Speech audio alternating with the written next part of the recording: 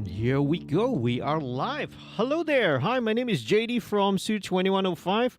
Welcome back. This is Direct Access MixStream, and this, as the namesake of the show, right? This is MixStream episode 47. Well, it's been a while. I've been doing since I did one of these a while back because schedule-wise, work-wise, it's been pretty crazy here in the studio. We've got lots of sessions going on, and there's no shortage of mixers, right, and mixing projects that I've done, right? If you follow my social media, if you kind of follow the studio updates, you kind of know what has been going around. But not every song or every project that I work on fits into the concept of the MixStream live stream that I try to do every 2 weeks on a Friday. Sometimes because of the deadlines, right? The time sensitive. Some stuff needs to be done really really quickly, or maybe sometimes, right? The producer or the songwriter or the artist does not want their song to leak out lah. But anyway, right, long story short, with all that aside, thank you so much for tuning in, okay? This is, of course, episode 47. And I really appreciate all of you out there who have taken your time out on this Friday night, right, to tune in and watch this live stream. Super enjoy, right? I really love doing this. Doesn't matter whether, we end up with an audience of 1 or 10 or 100 or 10,000. I'm just going to be doing this for you, right? One of the things that one of the missions of doing MixStream is to give people a behind the scenes look, an over the shoulder look, so to speak, of how, right, the songs that you hear out on radio, on Spotify, on YouTube, how does it come from? How is that final product created? So, mixing is just one of the small areas, right? One of the small portions of the entire production process. There is the songwriting, the band or the singer, the artist needs to write the song first of all. They need to compose the music. They need to write the lyrics. Then they need to work on the arrangement, right? In the case of a band such as Panasejook, right, who are the featured artists, they have to go to the rehearsing studio. They have to jam. They have to work out the arrangement, work out all the parts, practice, rehearse. Then only they hit the recording studio. Then only they record lah. All right. Then only after the record, once it's done, then only it lands on my desk right here for the mixing, right, and the mastering process. So you are only going to see only a tiny portion. Of course, it's quite an important and significant portion of the process, but nevertheless, right, this is only a small process. So a lot of hard work goes into the creation of these songs. Shout out and kudos, right, to Panasejook. So one of the ways that you can show support, right, to the featured artist, okay, is to, all right, and let me just fix this real quickly. I'll talk while I fix this. So one of the things that you can do is to sign up as a VIP patron. So, right, part of the Direct Access MixStream community is, right, with the Patreon subscribers and Patreon memberships. So there are different tiers. I won't bore you too much with all the details because you can actually check it out. But here's the deal. If you sign up as a patron, right, after watching this or while you're watching this and you sign up as a Patreon subscriber, if you drop me a message with this code MixStream47, then I'll know that you signed up while you were watching and tuning into this week's episode, and 50% of whatever your pledges will go to the featured artist. So check it out, okay? Patreon.com/studio2105. Descriptions are all the links are also going to be down in the descriptions below, right? And do like this video, do share it, all right? Do subscribe to the channel if you're not yet a subscriber as well, and we'll get started right away. Big shout out, by the way, Panasejook are in the live chat right now. If you're watching this live, do say hi, don't be shy, okay? Shout out to all the folks that are already in the live chat there. The band is also in there, so if you have any questions, if you want to, right, chat with the band, please feel free, right? It is a free and open platform for you to do so. So this is their brand new single, right? It is quite a it's right in tradition with Panasejook's trademark, short, catchy pop punk music. Oh, by the way, all right, check this out. Not sure whether you can see this. Hey, I have the Panasejook sticker on on one of my schedule books, man. All right, so shout out to the band. So this is a nice short catchy tune, but it also features on guest vocals Mio. Right. Actually, I didn't know that it was actually Mio until I saw you guys your profile in PDF. So Mio from OCK or Chentaku, now after listening to it, then I realized, oh yeah, okay, it's Mio. Right. I also did one episode that also featured Mio a couple of months back. I think sometime last year. So first things first, right? So this is the title of the song is Titik Mula. Okay, so let's look at the instrumentation. Straightforward, very straightforward. Come on, man. It's pop punk. It needs to be simple, right? It doesn't need to be super fancy. We're not looking at a lot of fancy stuff. So there's drums, bass, guitars, right? You have lead lines, and you basically have 2 lead vocals, and then this bunch of gang vocals here, right? So really straightforward, right? Pop punk, right? As the trademark says lah, pop punk sebenar. Okay, all right. And first things first. Always when we start looking at a mix, we don't go diving into all the individual tracks right away. Very important when you get a bunch of tracks to mix is to always take a look at the entire picture. Take a look at the big picture. This is what we call the discovery and the framing process. So how do you discover, right? How do you frame, right, the entire mix? By putting together a rough mix. So I've done this beforehand. Obviously, all the whatever prepping I've already done. Oh, by the way, don't want to forget, right? Big shout out to Busy. Right, Busy, right, Ibrahim of formerly of Scarlet Heroes. He plays with many other bands as well, right? He plays with Wani as well, and so many others, right? For helping out with this project. I'm not exactly sure, guys. He was engineering for you guys. He was helping you out with the drum programming, with the recording, or was he acting as a producer? Maybe you can leave all this info in the chat so that I'll know lah. So let's take a listen first of all to the rough mix. So here we go. Let's do a little play by play. All right. So short song. Here we go. Starts off with this intro sound effect.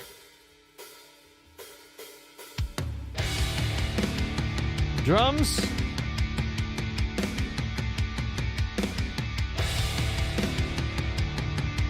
With the tom fill and the guitars.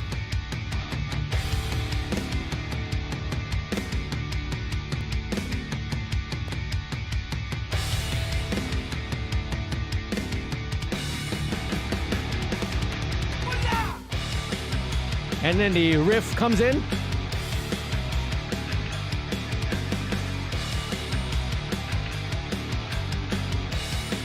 And then straight away, it's getting into the verse.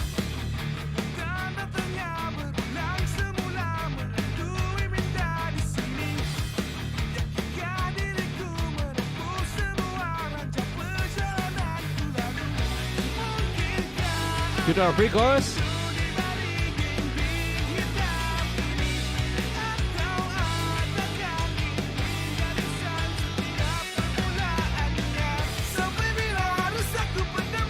Chorus. You get a double vocal there. Very typical kind of arrangement vocal production.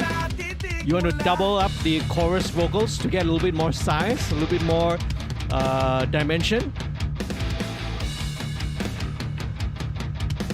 And then here comes the so-called bridge. And it's Mio. With the gang vocals.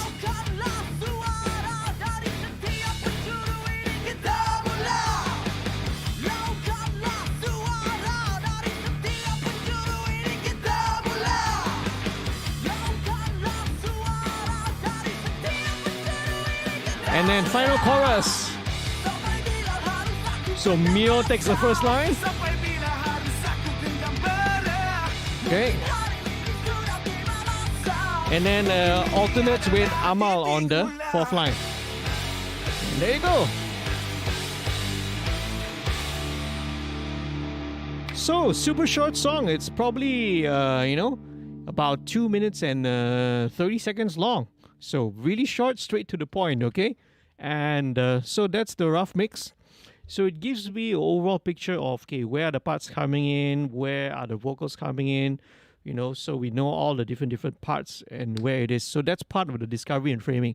Before you even go down into all the individual details of what to, going into all the single individual tracks as well. So let's start. Jom. First things first, and if you're a long time viewer, you will know what I'm gonna do already. So one thing I want to very quickly say and talk about, and it's a very important thing. I know I've said it before. I've done a video on this as well. Okay, all right. You can always check it on my channel. It's about setting your mix levels. So I want to set my mix levels for a couple of reasons. Number one, I want to have proper gain structure so that when I end up with the final mix, everything is going to have nice signal to noise ratio, good headroom. Okay, these are all things which are good attributes of what you want to go for. But the other thing, and very, very important thing, which I think no one really talks about, no one even shares or teaches this, is that I'm setting all these mix levels to make sure that my monitoring here on this position will always end up at about 85 dB SPL. And why 85 dB SPL? Because that is actually the sound pressure level where your hearing is the most linear, it is the most flat. That is why 85 dB SPL is actually the recommended monitoring level, for any kind of a studio. So depending on the size, obviously, if you have a bigger room, it's 85 dB SPL. If it's a little smaller rooms, you can go, if you work in a smaller environment, you can probably go down maybe 3 dB or maybe 6 dB, maybe down to maybe 82 dB SPL or maybe 79 dB SPL, suiting your room. But the key point is, I'm doing this so that every time I mix, with the calibrated with the set volume level on my mixer here, that it will always play back at that same consistent level. So I'm hearing and making all the balances and decisions and all the mix decisions on the EQ, on compression, on effects, everything at the level which the human hearing is most linear. So I have a very simple way of doing it, and you can always sort of apply this same technique as well, and that is by setting the kick drum level. Okay, so let's take a look at the kick drum level, and what I'm going to aim for is, let me bring this window here. What I'm trying to aim for is I'm trying to get the kick to peak at about minus 12 dBFS. That's about this level here, where you can see my mouse cursor. So let's just solo only the kick drum. Okay, and this should already actually be at 12 dB SPL. So let's check it out. Okay, kick drum. Okay, that's kick. And hello, where's my kick drum? Okay, let me just make sure I mute all the. So I just solo the kick drum only.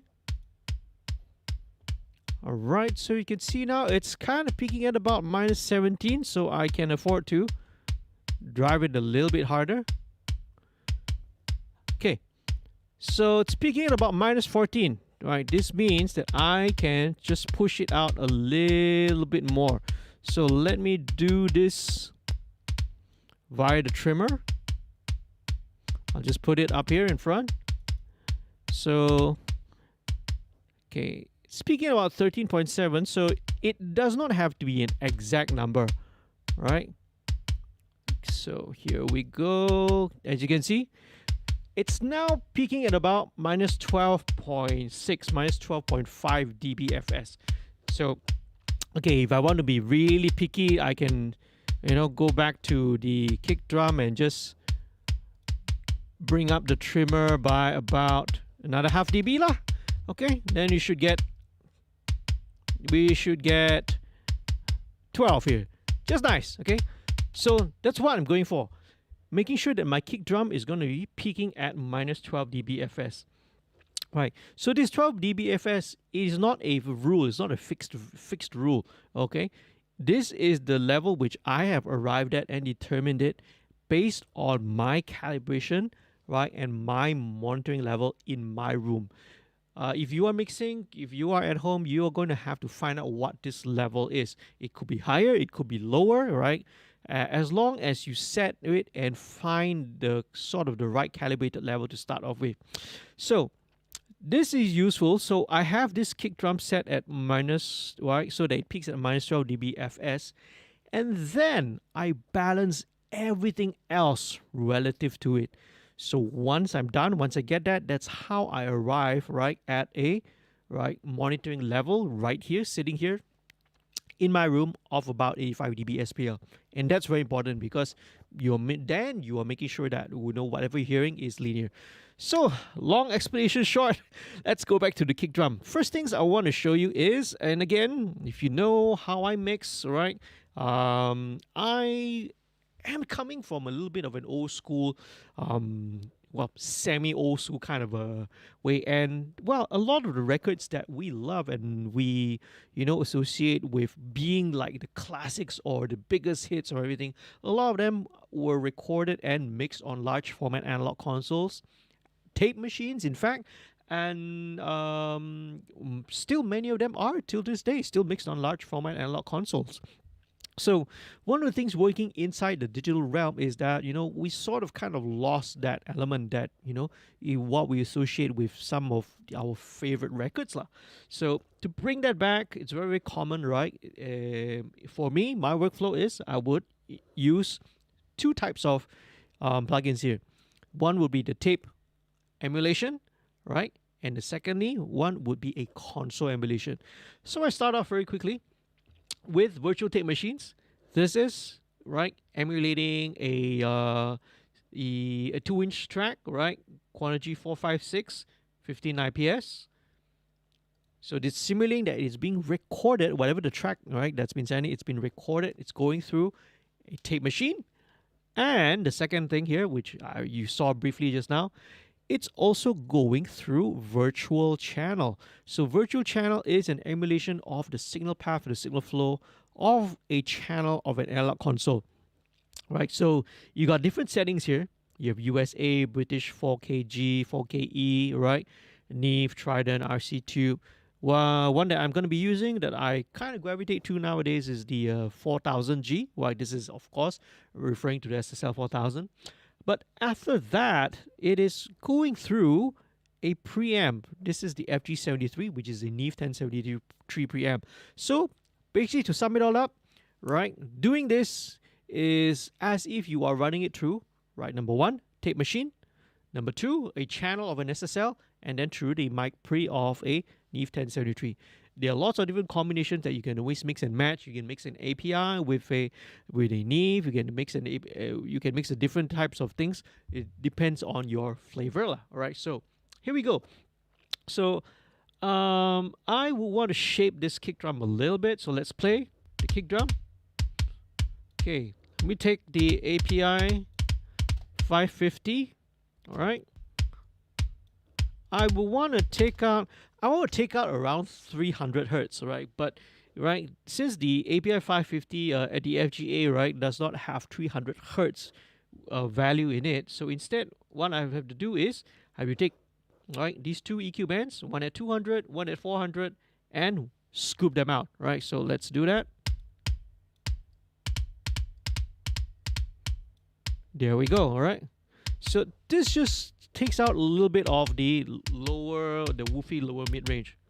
Bypass. Okay, so this is the more familiar, sort of the modern rock kick drum that we are more used to. All right, next thing, and again, this is wonderful. I'm going to be using a lot of the Slate Digital plugins, but again, this is not necessarily mean that you have to use this particular plugin to achieve what it is. You can always use it using stock plugins as well, right? So this one is FG Dynamics, which is the dynamics section of the SSL, right? 4000, and the default setting is already really, really good for overall general purpose, which is in these drums. And I usually don't do too much compression on the individual tracks, so all I need to do is just bring it up. Right, I'll keep the knee soft because I don't want it to be super too aggressive on this. Okay, and I'll just bring the threshold up until you get about maybe a couple of dB of gain reduction. Let's listen to it.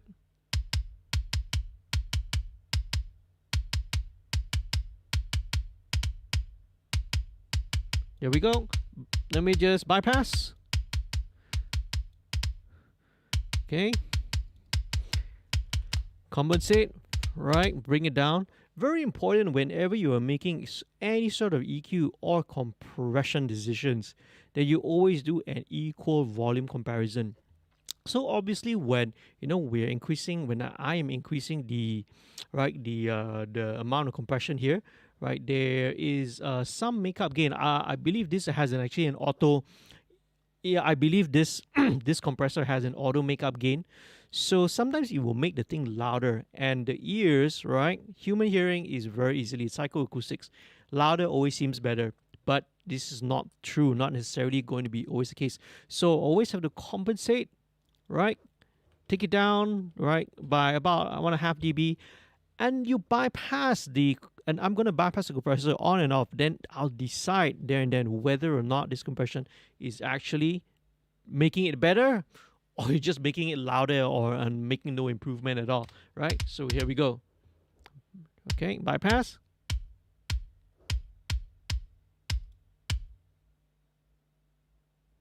Okay, that was the end of the song. Let's go to the beginning again. And play.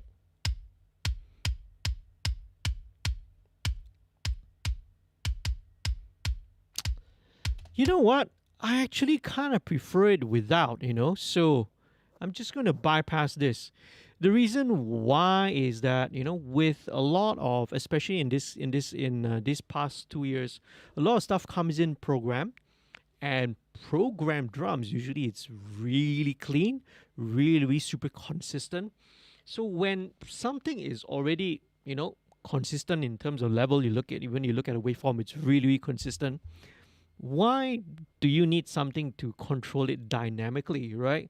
So again, this is a situation, a case where no, it's not really necessary. It's not making it better. I actually prefer it. It feels like it chokes it a little bit. The compressor is kind of choking the kick drum. Yeah, you get a little bit more attack, a little bit more spikiness on that, but it seems to choke a little bit of the weight away. So nah, don't need this, okay? Let's just leave this alone. Now, in fact, or maybe, okay, or let me try this. Let me try and experiment this. Let's bring back the dynamics. All right, let's bring this back.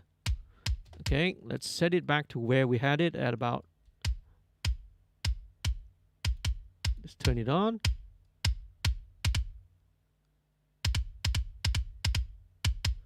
Okay. Bring it down by about 2 dB. Okay. But now, because I said earlier that it was robbing away some of the low end, let me try and see what if I bring back a little bit of that low end right here from the API. Let's see whether does it improve things or not.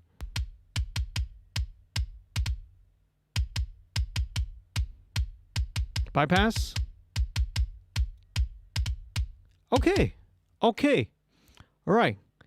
This helps. Now, this is more of what I like it, right? So I am bringing back a little bit of a bit more of the low end, right? Giving back a little bit of the size of the kick drum. Maybe back off the compressor just a little bit. Bypass.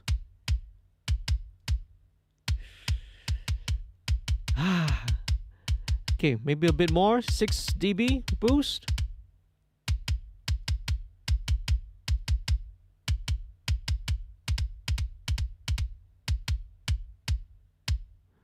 Oh man, yeah. Okay, I've made up my mind now. I've made up my mind.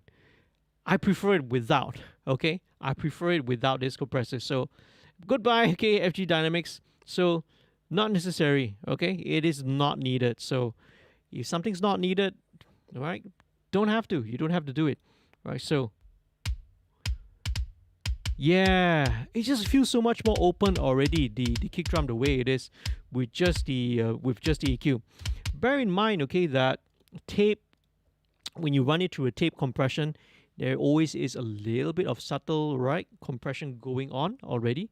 Same goes when you run it through the channel emulation, right? Sometimes with desaturation. Let me try and just bring this up a little bit more. Okay, that's a bit too much. Okay, let's keep it a little bit there. Just to bring out a little bit, right? Just below, just one of the things that the tricks of using, like, say, a 1073 preamp is you just crank up the drive, the gain, until you are just right at the breaking point before it starts distorting, and then just bring it back a notch, right? This helps to bring out, right, as much of the harmonics as possible. I like the way it sounds right now. Okay, so right, maybe just a 2 dB boost. Nah, don't have to, right? It's more than enough already. So I'm going to set all these things and forget. This is actually a term which was something which I learned, right, from an engineer which I used to watch and learn a lot, right, from the forums. Sadly, the guy is no longer with us anymore, right? It's a term that he calls set and forget. Set and don't forget, okay? That's what I meant to say, okay? Set and don't forget. It means you set your compressor, you set your EQ settings, and you move on, but you don't forget what you did, because sometimes later on you will have a lot more, once you have a lot more idea of what the entire mix is going to be, all of your early decisions are going to have to change as well. Like all my decisions regarding the kick drum, right? It's now made in isolation by itself, right? I have no reference to the rest of the tracks, to the guitars, to the bass, to the vocals. So very likely there's a good chance that once all the other elements are brought in, maybe I need to change the EQ a little bit. Maybe I need to pump up the EQ a little bit more. Maybe I need to give it a little bit more bite. Maybe I need to bring in that compression, right? Maybe that spikiness which I heard in solo is exactly what it needs when the entire mix is in. So set it and don't forget it, but don't spend too much time on it, right? So let's move forward. Now what I will do, right, is I will put a little bit of clipping on it, a little bit of limiter. This is what I will do. But this is to just capture the loudest hits. So let's play maybe this section, which is the last chorus. Okay, and just bring this down.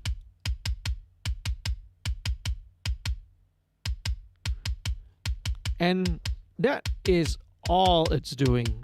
That's all. Okay? It's just capturing maybe the loudest hits and not doing anything else, okay? Right? And not doing anything else. So this helps to also, right? Well, clipping is one of the tools which you can use to help to bring out, get a little bit more headroom without making it sound obviously limited or being obviously compressed, right? You're just controlling the loudest transients. So next thing actually, let's bring in the snare drum, all right? Let's bring in the snare. So same thing, I've already done, pre-made this, right? Tape machine, and also, right, virtual channel and the FG73. So I already preloaded all of these to save time. So let's bring this in.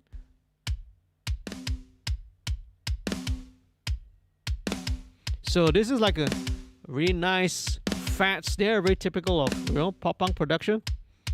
Okay, but I just want to make it slam a little bit more. So let's check it out, right? So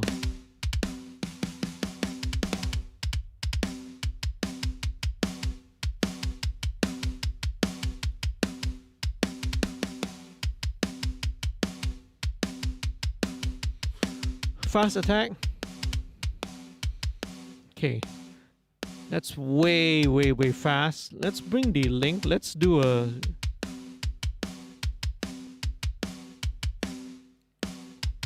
let's bring the balance. Great. Okay.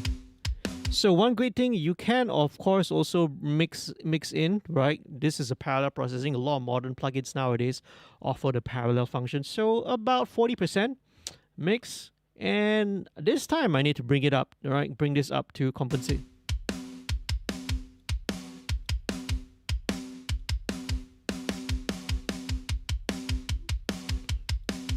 about 3.5 dB bypass.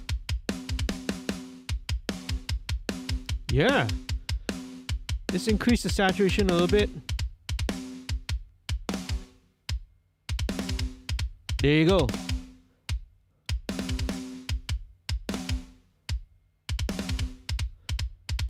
That's very, very nice. Okay, let me bring in the API EQ.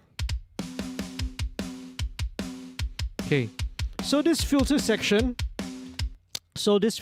on the API 550, it actually, I don't remember what the exact values are, but it actually, runs the entire signal through both a low pass filter, low pass filter here, and also a high pass filter. Of course, you're looking from your camera angle, it looks the other way. But basically, there's a low pass and a high pass, so the extreme lows and the extreme top end is being chopped off. So sometimes for some sources like this, I would want to do this. Let's see. I want to give it a little bit more drive, just to give the snare a little bit more bite.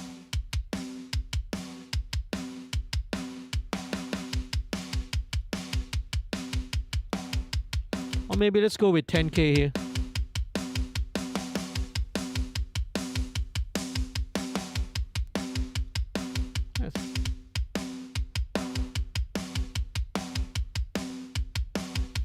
Okay, so this is post compressor. Let me just experiment and see what if I bring this EQ before the dynamics, right? Before the compressor.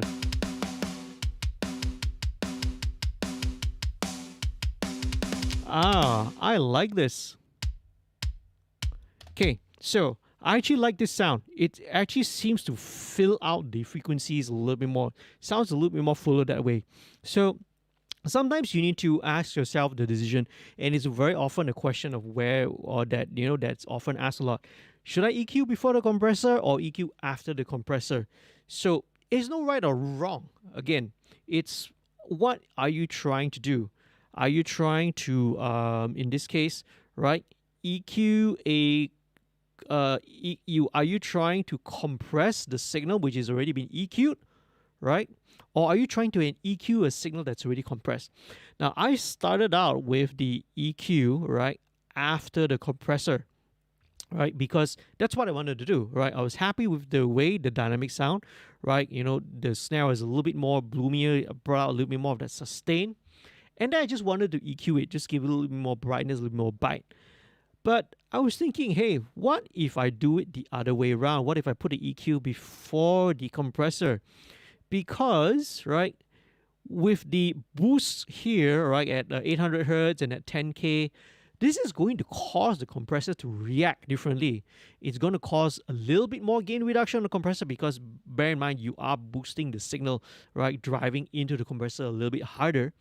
And so it's going to give a different result. So sometimes it's a happy accident, and somehow I should like this because it makes that top end, whatever the boost that I have, yes, it's causing a little bit more gain reduction, but it is also sort of smoothing out, fattening up the 800, the 1K 800 1K region, to give a little bit more bite to the snare, plus bring out a little bit more air. I may have to bring up the mix for this just to blend in a little bit more. Okay, let's go back to the start, because a little bit more compression might have brought down, the transient of the snare. So just need to bring this up. There you go.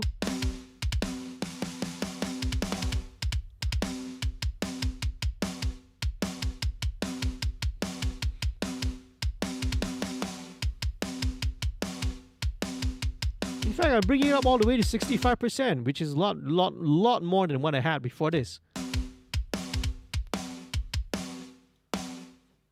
Bypass. Gotta bring this up just a tad as well.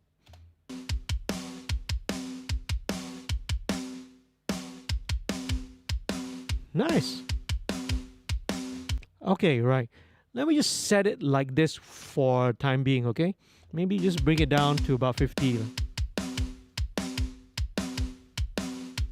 Okay, right. Because there might be a possibility I might have chopped it off.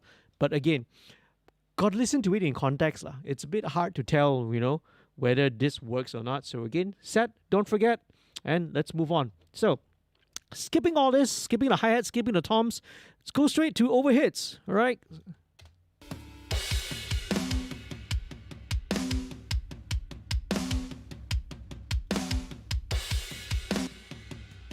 All right. Okay. So I want to take out a little bit of the low end. All right. So some of the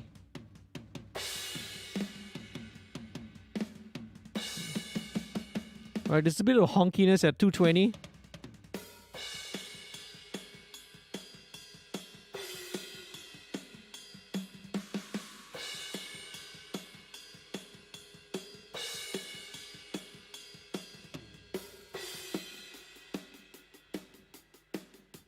And about 320 as well. So, right, between 200 to 300 lah, around this region.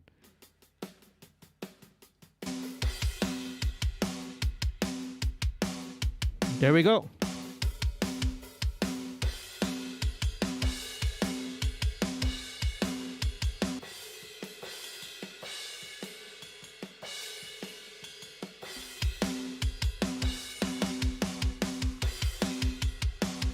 These overhits sound a little phasey though, but I'll deal with it later. Again, in context with the mix, it might not be an issue. Alright? Very good. Let's bring in the hi-hat. So hi-hats are in the verse. So let's bring this in.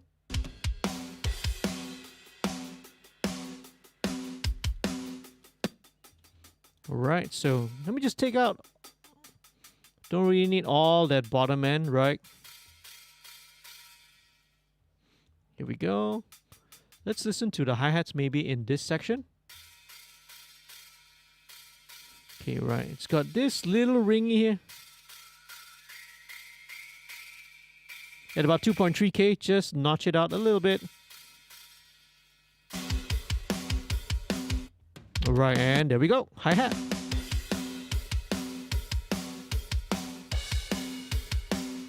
Very nice.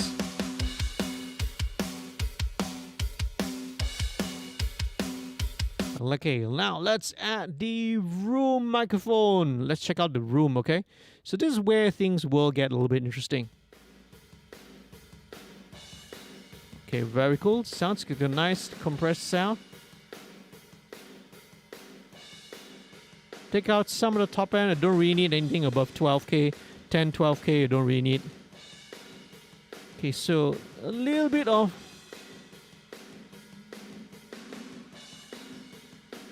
about 250. Just take out just a little bit of that.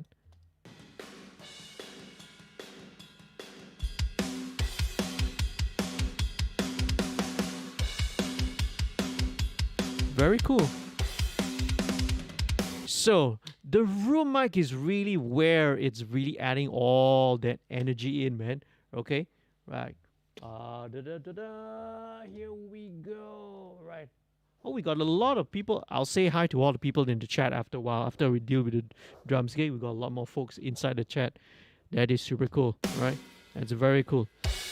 Okay, but let me try and play around a little bit more with this room track. Okay, because let's see, right? Right. Not sure what did the guys use for this, but this is a mono room. I want to see what happens if I play around with this, right, in terms of the stereo width. So I'm going to bring in, right, Isotopes Ozone Imager. Okay, they have a great function which is called Stereoize, and right, this will basically add, some stereo widening to a mono source. Very, very cool, right? You can take any mono source and you can really get a good fake stereo source. So you get a kind of a fake stereo widening effect on it. Again, you got to be careful not to overuse it, but just experiment and see, okay? Oh, immediately you can sort of hear it widening already. Bypass. Mono.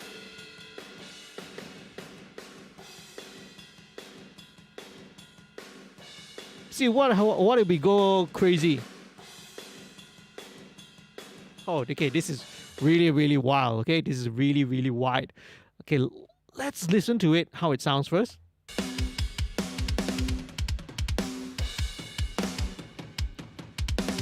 Oh, that's really big. It's really big. It's really wide. By the way, fine guys, I recommend that you, right, folks, you listen to this either on a good pair of headphones or earphones, or if you can sit in front of monitor speakers, that's even better, or even a good pair of speakers lah. Because otherwise, if you're going to talk about all these EQ changes and compression changes and this stereo width, if you're only listening to it on your smartphone or your mobile phone, you're not going to hear any of these changes. Like, you're going to be thinking, what is JD talking about lah? It doesn't macam tak ada bunyi, tak ada beza pun, right? No difference only. Putting all this stuff, you got to listen to this, right, on a good pair of headphones. So I recommend that you do so lah. Okay. Now, all the way is a bit too much, okay? So, okay, because it starts to sound getting out of phase, it starts getting a little bit swimming inside your head. So,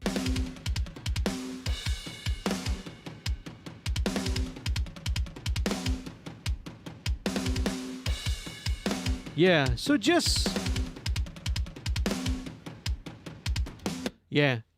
a little bit, just to make that room a little bit wider. And okay, what if, again, let's experiment. What if this room, it sounds like it's already been compressed, but what if I give it a little bit more, right, squashing? Okay, so let's do this by, right, inserting. This is Pulsar, right, Pulsar Smasher. This is a model of the all buttons in on a 1176. Okay, so let's check it out. Oh, it's even more explosive.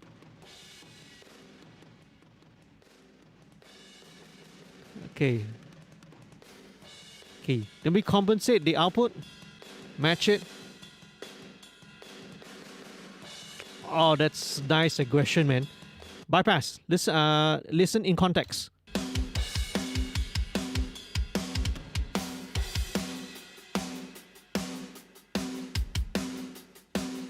Bring the mix down.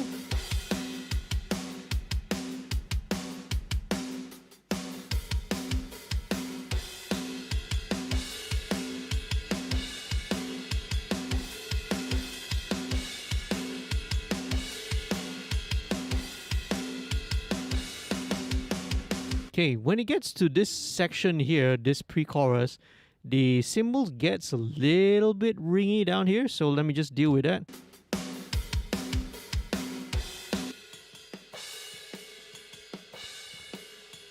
Right, there's that little that note.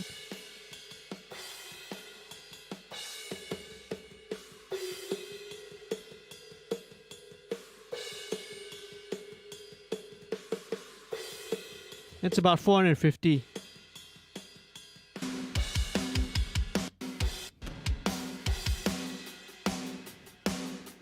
There we go.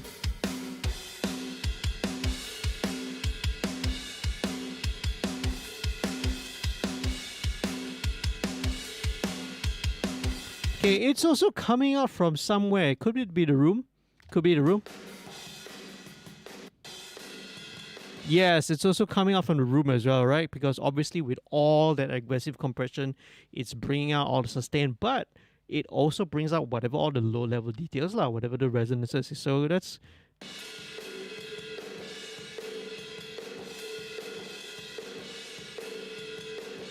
So that's about 448, 450 hertz, around there.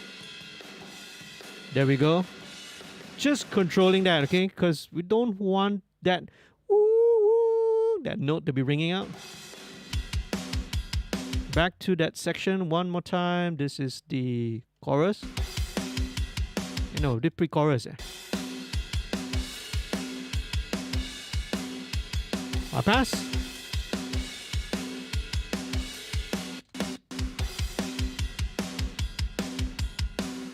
Good. It's cleaned it up significantly, right? So that's a vast improvement.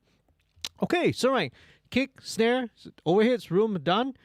Let's go in toms. Okay, so let's check first of all, and always, right?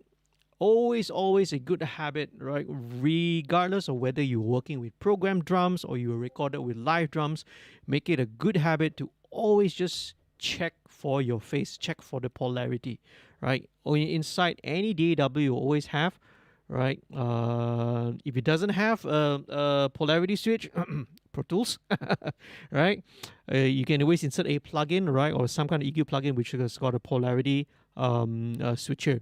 So what you do, you check, right, against the overheads, right? That's what I would do. So solo the tom and solo the overhead, right? Let's just put this into cycle mode. Okay, then invert the polarity.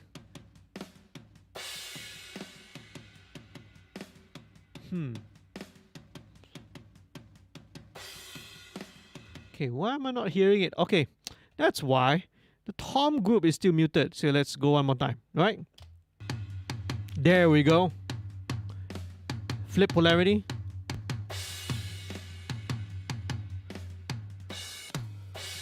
So interesting. Flip the polarity.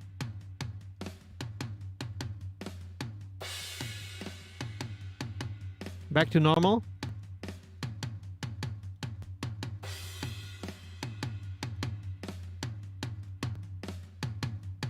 There you go, right? So it's a little bit subtle, but I mean, it in some other cases a little bit more obvious. But you can hear that when you flip the polarity, right? One is going to sound a lot more fuller, and then the other one sounds like it's a little bit scooped.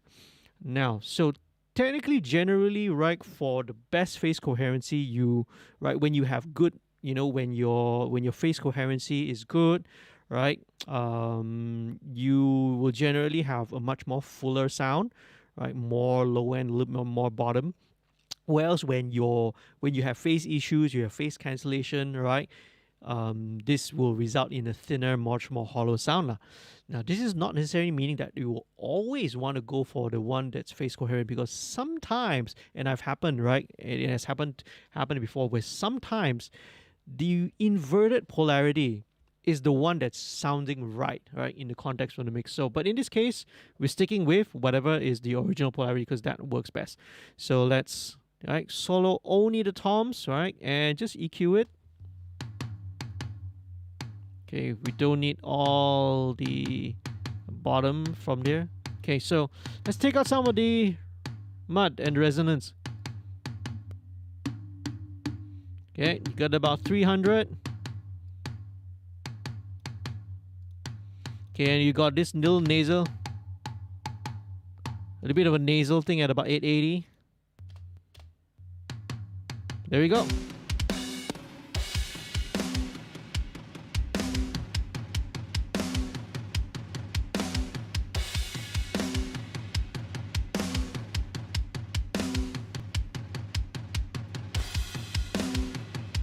That room is the room really sounds really nasty at this point in time. So, but again, context. Okay, we gotta listen to see how it would sound in context with the bass, with all the guitars and everything. It sounds really nasty right now, but again, it could be the right thing. Right, this could be exactly what the doctor ordered when the time comes. So let's move on to the second tom, which is the floor tom. Same thing. Let's do a crispy check for the polarity. Okay. So this is a really nice low tune. Okay, let's invert polarity. Interesting.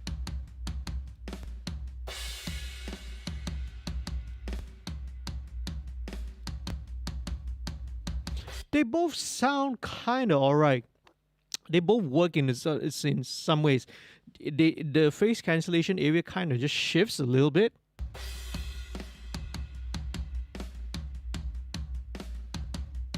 Okay, what if I put it... Okay, let me just listen to it in context, in situ with the pan position as well. Okay, invert. Okay, right. Now it's much more obvious, okay? So I usually start with the polarity check in mono, right? I just put it in the middle just to, That's usually where it's advisable to start with lah. But if you can't make a decision, right? If you kind of torn, which I sort of was torn between whether should I leave the polarity there or should I invert the polarity, then I put the tom over to where I want it in the mix, in C2 in position, which is right in this case, all the way hard pan to the right. Then I check the polarity and then voila, okay, then I know my decision already. It sounds better, it sounds best the way that it originally is. So maybe I'll make the EQ decisions as well. Okay, let's solo it back again. Okay, let's listen to it. Okay, it sounds pretty good already in terms of the low end. So take out a little bit. It's about something at about 210.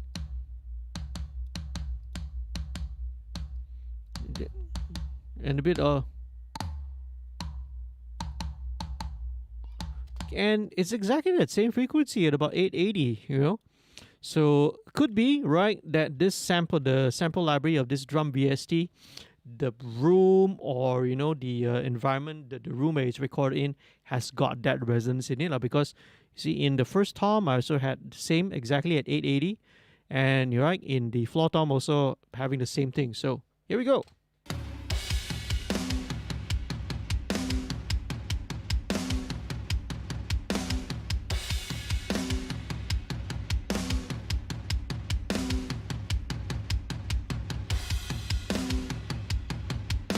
Here we go.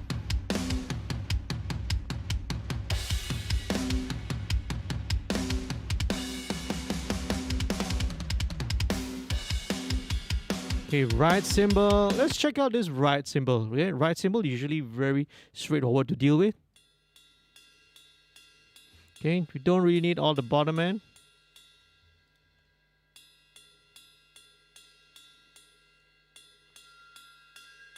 Okay, and this note at 1.6K, just tape it down a little. About 75. So this is just to fill in. So you see with a lot of the closed mics, right, at least the way that I approach it, the way that I approach mixing drums from a more top-down perspective, right, the hi-hat and the ride is just to fill in whatever the missing information that I'm not getting from the overheads. There are different ways of doing it. You know, you people can also mix from from a bottom up method. I kind of approach it from both ends, starting with obviously I started with the kick, right? Kick, then overheads, then filling in the middle. So that's what I'm doing. So this ride is just gonna sort of fill in, you know, the information, give the localization, right, of the ride a little bit more solid and much more clearer location in the stereo stage lah, right? There you go.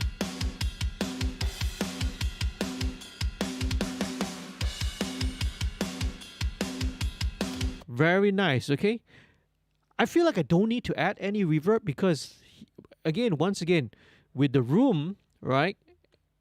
With the aggressive treatment and compression of the room, what it has done that it's actually brought up all the low level detail. It's brought up all the reflections of the room. It's brought up all the sustain, and that in essence it serves as a reverb. So even if you solo the room, see, it sounds like, you know, it sounds the compressed room signal acts as a reverb, a short reverb already in its own, right? And plus with the ozone imager to give it a bit of widening, that automatically is reverb. But again, never say never. We will see how it goes in context with the entire mix lah. So let's play the drums.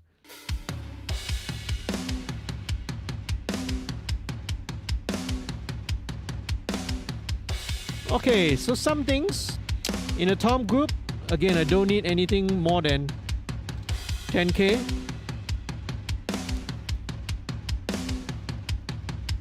Okay, and for the overall drum bus, my favorite, I love to use the API 2500 on this. Okay, so I've got already a setting which I love for drums, so it's just a matter of just adjusting the threshold. I know that I will need about a dB of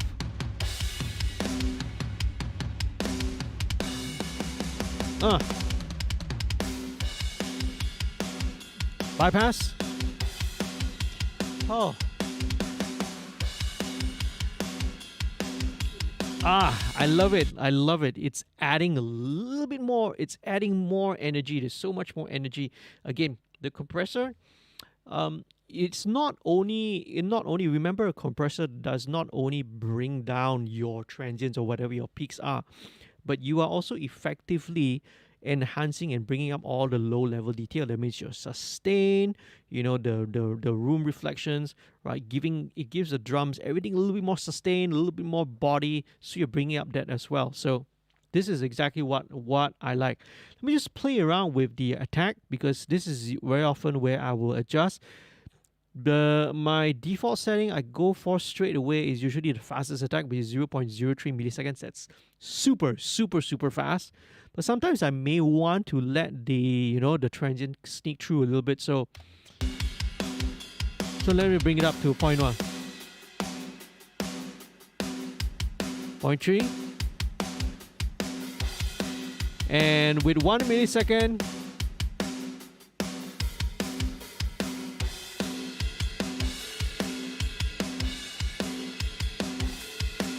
okay, the biggest difference is between when I jump to 1 millisecond, because 1 millisecond definitely, especially right, the snare transient really comes through. So I will again set and don't forget, right? Because later on I may feel that the compression is a little bit too much, right? Then I may need to back off, right, the attack settings. But for now, I'm actually going to go with the fastest attack, all right, and just leave it there. Ratio is at 3. Release is it's an auto release, if I'm not mistaken. At this for now, right? And just compensation 1 dB, right? I need to compensate about 1 dB output. So there you go, right? API 2500, and that's the drums. Lovely. So big shout out again to everyone who is watching. Hey, thanks, Ren. Wow, 20 concurrent viewers. That's awesome. Shout out to everyone, okay? Who else is in there? Right. Let me say again, let me recap. Panasejook, of course, is in the chat. Wish, right? Marvelous Wish. Right. Amal, right, is from the band, right? Amisul, hey, thank you once again. Shafiq, Celestine, One Small Room says fire. Fikri Omar, right? Shout out to Busy, right? And Ajib Bang says hello, wow, sweet spot. Okay, right, and all right, thanks for tuning in. Okay, right, so there we go.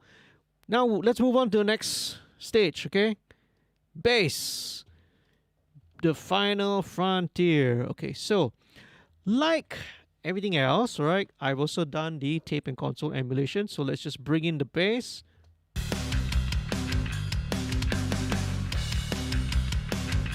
And the guys already, they've already got a great tone. This sounds like, a bass running through an MPEG VST sort of a amp model. So sounding good already. And what I'm gonna do, all I need to do is just to, make it better. That's all. So,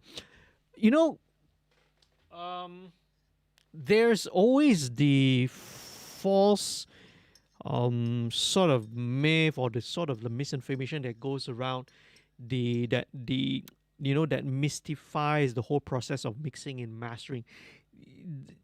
The fact is, and if you ask all the experienced and all the professional mixers out there, they will tell you that 60 to 70% of a mix, right, a huge proportion of how the mix turns out has got nothing to do with the skills, the plugins, or the tools, or whatever the mixing techniques or tips or tricks that's being employed. 60 to 70%, right, boils down to the source and the music arrangement. That's it. So for anyone out there, right, if you're watching, or even if you are a mixer or an audio engineer, it's always something to learn, and it's a lesson that you have to impart. If you play in a band, if you are a musician, right, know that picking the right sounds, giving in a great delivery, right, dialing in the right tone has got much more impact on how the final result is going to sound. Not you don't give right you don't give a mixer crappy sounds and crappy tones, or boring direct sounds, and then expect them to turn miracles. You know, yeah, we can do miracles, yeah, sometimes, but really starting off with a good sound and good source is really the secret to making a record sound great lah. So kudos, this is great sounding bass tone. I really like it. Okay, so it's just a matter of just giving it a little bit more bite only. So let's listen to it. All right, let me just drive it a little bit harder.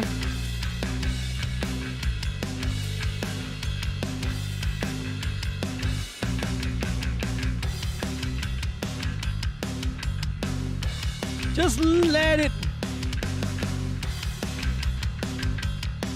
Again, just drive it just to the point where it starts to starts to overdrive and distort, and just bring it back down a little bit. Okay, right. Now I'm gonna try something which I've learned recently. I mean, I've heard of this before, but I've not used it that much until now, recently, right? And appears to be a trick that Andy Wallace, right? This is called the Andy Wallace bass trick, and look, Andy Wallace is right. I would argue when it comes to rock, Andy Wallace is up there. He is definitely the top 3 rock mixers that are out there. You got Andy Wallace, you got um, Chris Lord-Alge, of course, okay, and why does the name just fail me right now? But one of the top and best mix engineers when it comes to rocker. So he has got this really interesting trick, which I'm gonna try. I've tried it with success on some mixes already, a couple of mixes, and I like what I'm hearing. Right, so I just see and apply. Right, to I'm gonna apply this method to right, but it involves a combination of 2 things. Right, you will need first of all the the EQ from a Neve. Excuse me, right? You need a Neve EQ going into an SSL channel. So you need 2 combinations. So, right, whether you use the waves plugins, or in this case I use Slate Digital, or from Plugin Alliance, the Brainworks emulations of the Neve channels. I think they have Lindell as well and all that. Different emulations, or any emulation are basically a Neve style an EQ and an SSL, right, 4000 channel. So this is how it's done. So right, this low band here, we go to whatever the lowest band is. Usually, right, it's 35 or 40. I would go to 40 hertz, and okay, you crank right the bass on this 15, 16 dB all the way. This is going to sound crazy, and it does, right? For starters, it will sound a little bit crazy, okay? Right, so that is a lot. It's like, oh, it's blowing up, right? The bottom end is blowing up, okay? Especially if you're listening on big speakers. Okay, but it's coupled with the next thing. You also put in the high pass filter at 40 hertz. So you are actually shaping a curve, right? So you're actually low passing at 40, right? But you're also shaping a curve so that you get a big boost maybe around the 60, 80 hertz area, right? So this is that. But not only that, right? You also do the same thing with a filter on the SSL, right? The high pass filter on SSL. And this one, I will either set to 40, but sometimes I will go up to 50. So slightly higher, because maybe the 2 different curves of the Neve, right? And on an SSL, the EQ section, it could be different, all right? Slightly different curves. So they sort of complement and work well with each And this kind of brings back that crazy 16 dB boost that you had there in the first place. So this is actually a very, very cool trick. So let's listen to it. All right. Okay, one more thing. All right. This is going to get a little bit of build up around the 200, 300 region. So we'll need to definitely bring that down. So let me find it first.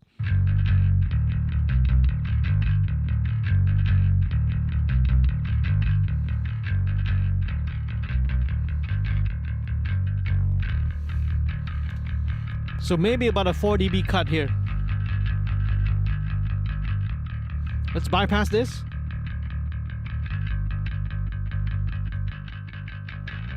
So now obviously there is a big volume jump, but what we're hearing for is that you get a huge bottom end. Okay, there is definitely a big volume jump which I need to compensate for, let's say maybe 4 dB. Let's listen in context, right?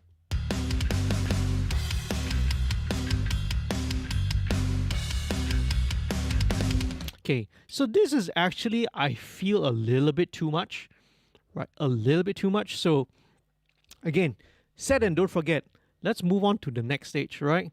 So it's blowing up a little bit the bottom end. So, especially on some speakers and some car speakers, it's going to cause it to fart, all right? So, but the thing is that I will send my bass to this group here. And this group here is where some of the other magic is going to take place as well. Now, first thing that I have in this group is Waves C4 multiband compressor. So this one is hopefully this will help to sort of rein in that low end, which is a little bit crazy going right now. So it's a multiband compressor, but I'm only engaging the low band here. So you can see the other two, the second, third, and fourth band, the other three bands are all bypassed. So right, there's no processing going on. So what this is gonna do is that it's gonna control the real bottom end of the signal, right? In this case, everything that's around 180 below. So this should, right, help to control that bottom end.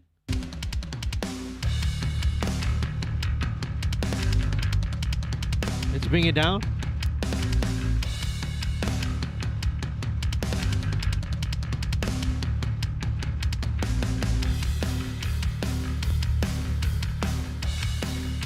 That's a lot better, right? It's not blowing up everything in your face at this point in time. Okay, so let's go the next thing. Surfer EQ, right? So this is a very cool plugin, right? It's developed by Sound Radix, and they call it the Focusrite edition. Unfortunately, I got this. This was a free plugin that used to be given out with any Focusrite equipment. But sadly, I don't think they are in the pack anymore because I don't think it's available in the website. So, unfortunately, right, if again, I could be wrong, I could be mistaken, but in this past, this used to be a free plugin. If you own any Focusrite product, you could download it. You sign up for an account, you could download it.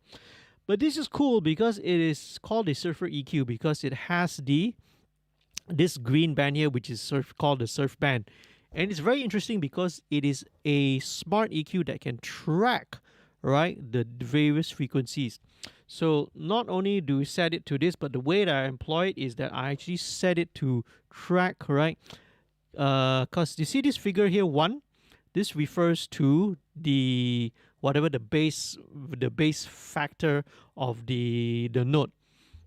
So usually what it does, right, it will track the fundamentals. So 1 here tracks the actual note that it's playing. So D, G, G, G, D. So it's all at D. Yeah, and you can see, right, it's exactly doing that, right, at D. So what I will do instead is I'm actually looking for usually some of the odd harmonics, either the 5th or the 7th harmonic, and I'm trying to reduce it. So let me just bring the 5th harmonic up.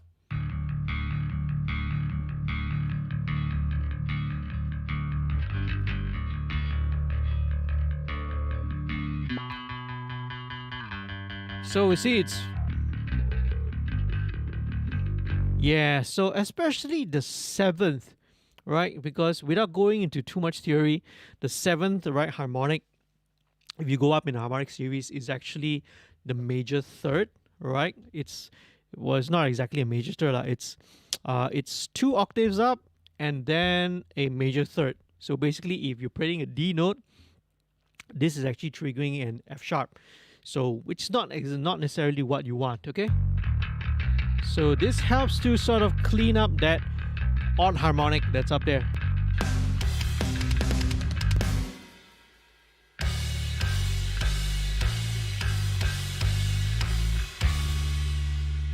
Very nice. Okay, let's go back to the bass.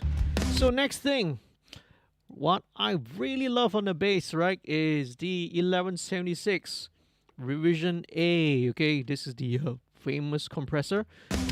Okay, this one, I'm gonna drive it really hard.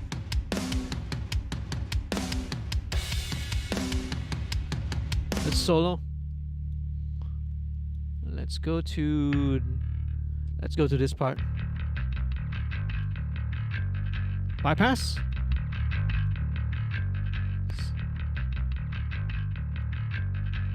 So it's much better.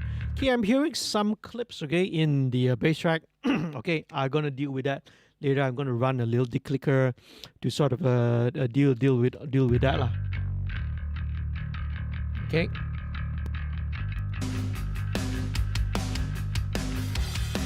There you go, much better.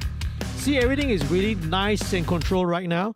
So before that, with that, it's always a combination with different stuff lah. So, you know, I sculpted right with the Andy Wallace trick with that huge, massive bottom end. But now I have to sort of control and sort of rein it down because otherwise it's going a bit too crazy. So after the 1176, Bass Rider. This is from Waves. So this one is another smart EQ where you just set the target, right, of how loud, and then it will look ahead at the signal and sort of ride the fader according.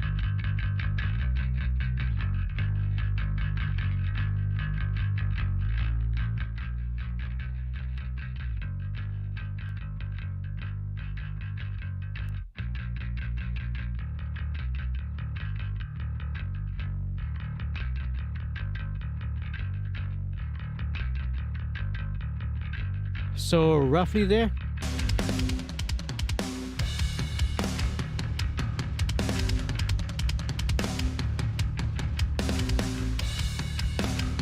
Very good.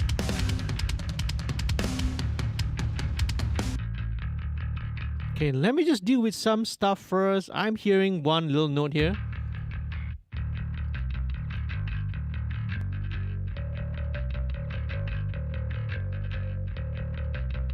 Hit about 530 hertz. Very cool. Okay, so mixing is not a linear process. Very often, sometimes we'll jump from one thing to another because if you hear something, an issue, you gotta jump right away to deal with it, right? Instead of just waiting it later because you might forget about it later on. You see, so I spot something, I'll skip to it, jump to it. Sometimes I'll skip back and jump back to something that I did early on because again, set and don't forget. Okay, everything affects everything. Next thing, MV2. So this is another awesome plugin from Waves, right? MV2 has you don't really know what goes on underneath the hood, but it's doing a couple of things. It's doing a little bit of expansion. It's doing a little bit of parallel processing, right? And it does a little bit of compression as well. So it's a very unique processor in the sense that it does a lot of things, but with very simple controls. So basically, the only thing I will tweak here is the low level, right? And this will bring out all the, basically it's bringing out the energy, right, of the track, right, of the signal. So things like, you know, the pick attack, like the dynamics, the sustain, all the harmonics, right, will bring up. Now obviously it gets louder, so I have to always do an equal volume comparison. Okay, bypass.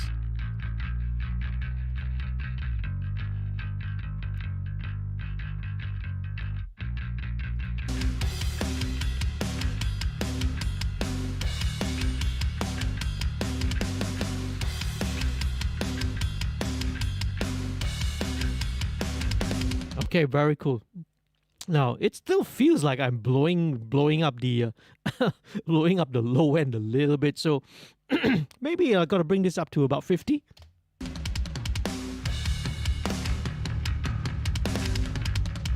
Okay, that's a little bit better, right? A little bit better, so it doesn't blow up that much. Oh, sorry, excuse me for clearing my throat right up on the mic. That's probably very loud and very annoying. Here we go. Okay. Now I need to bring back a little bit of that bite, right, of the bass. So this is where, again, in context, in solo, the bass track sounded really good, but in context with the drums and later on when the guitar comes in, right, probably need to. This is probably going to be needed.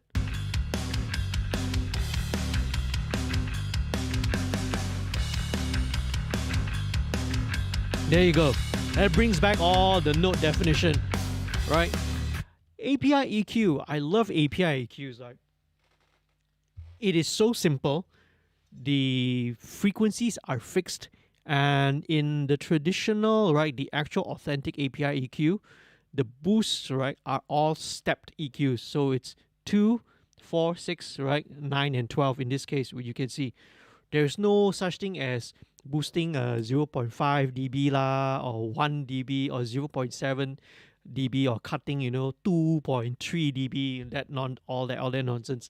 It's either 2, 4, 6, 9, 12. That's it. So with API EQs, it's only two things, right? Whenever you make any sort of adjustment, you'll either make it sound better or you'll make it sound worse. So decision making is so easy with an API EQ in my case. That's why I love the API. When you tweak something, it either makes it sound better or it makes it sound worse one.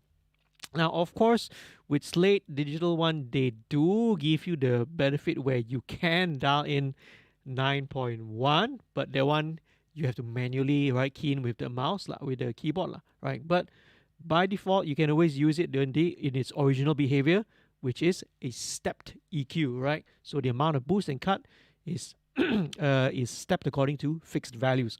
So 9 dB, right? That's pretty much, okay? So, but again, in context, that probably works. So let's listen. Nice.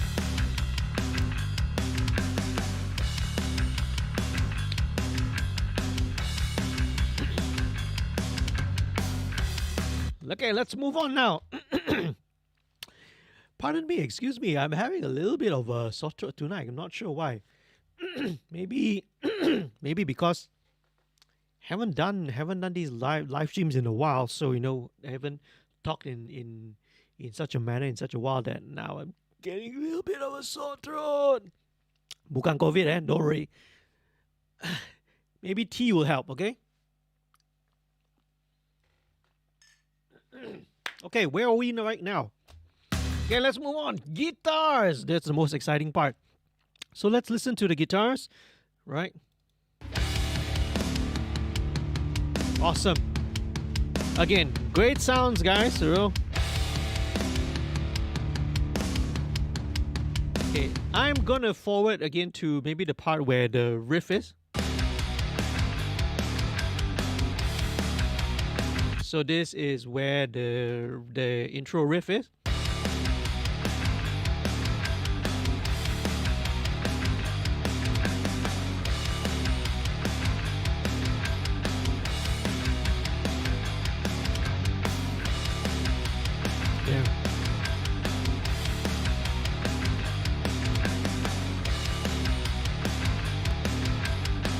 Alright, so I'm gonna give it a little bit of bite here. So what I'm gonna do, okay, is first of all, I want to sort of check out and control some of the whatever the stray wayward frequencies are. So what I'm gonna pull up here is TDR Nova. You see TDR Nova in action, right, a lot more later on as well. But this is a parallel dynamic EQ. Very fantastic tool, right? And this is free. You can always download it. I think the link to this is down in the description. You can, some of the plugins that I use, the links are actually down in the video description. You can click on it, then it'll take you to the site where you can download it. So, right, so TDR Nova, this is free. So high pass, I'm gonna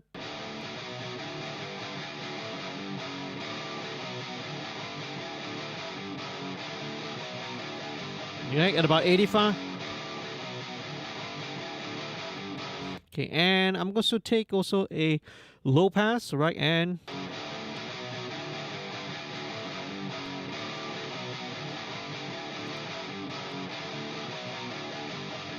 very cool, right? So basically everything below 90 hertz and everything above 10K, right, is filtered out. You don't really need all those frequencies. But again, depending on the situation, lah, right? Depending on the tone that you dialed in. So, okay, so a little bit of woofiness at the bottom, low end. So what we're gonna do is I'm gonna engage one band. Let's go with the narrowest Q, solo it, and hunt for that woofy region. Let me just take it out of solo first. Okay, now I hear what I'm looking for.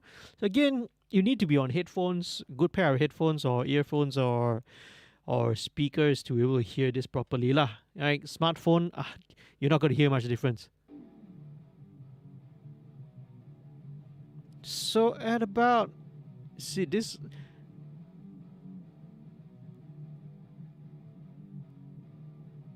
I feel at about, between 150 and 160, you see there's this steady state sound which is there, which isn't really contributing towards the overall guitar tone. It's just eating up space and muddying up stuff.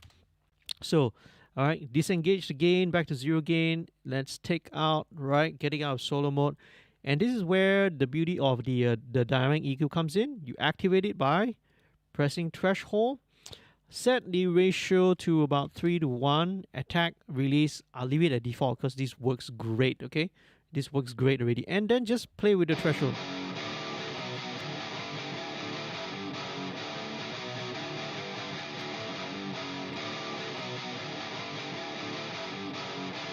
Widen the Q a little bit.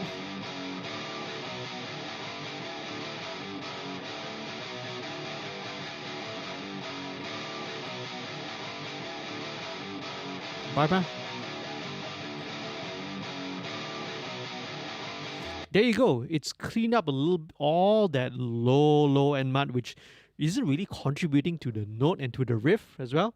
So next, okay, a couple of other things I'm also hearing. This note is actually an octave higher. That note, right?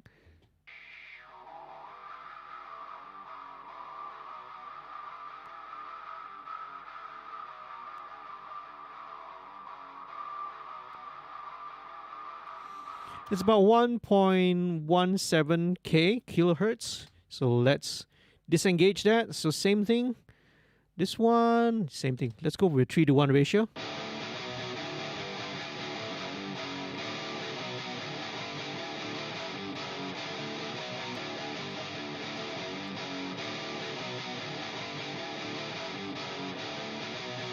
Let's bypass everything. Yep, and very important, listen in context.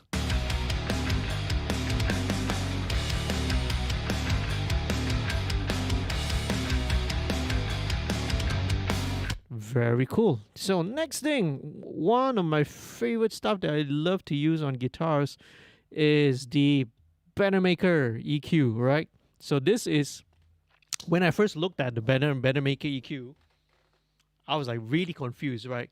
Because this is actually the actual hardware EQ of this is an analog EQ, but it has this very, sort of very advanced digital controls at the front. So it's like when I first looked at it, it looks really, really confusing. But hey, the sound, man, it's the sound. The sound is what we're after. So gonna bring out a little bit of the bite of the guitar. So again, I'll learn to listen in context, okay?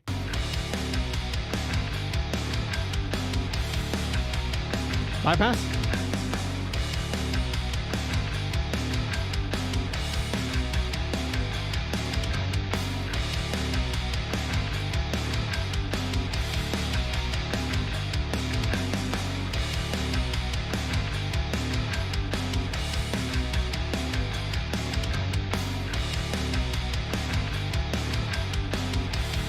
Okay, let's solo the guitars now.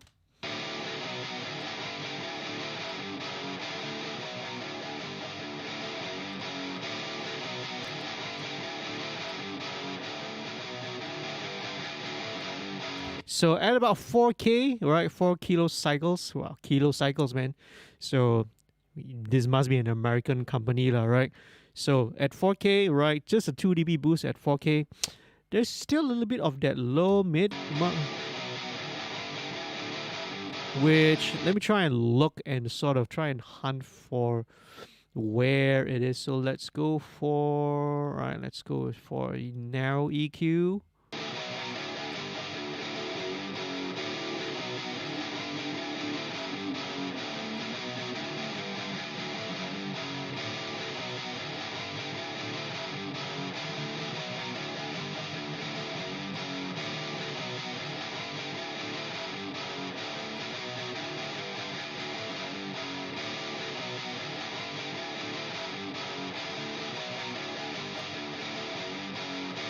Let's look for another one.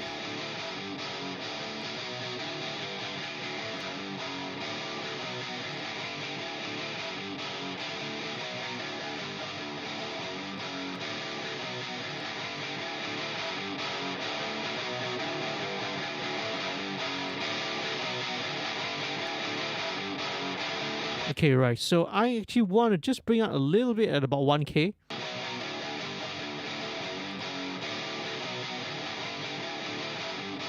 And bring back just a little bit of that bottom end.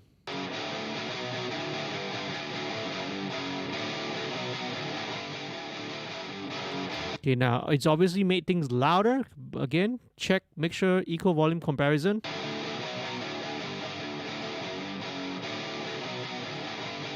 Bypass.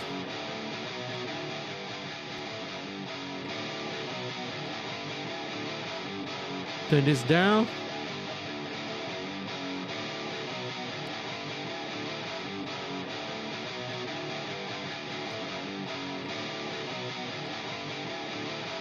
Now let's listen in context. Again, very important.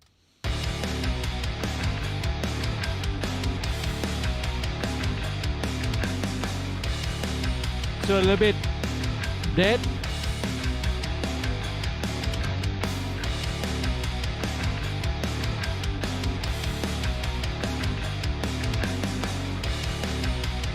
Okay, there's still one little thing that pokes up.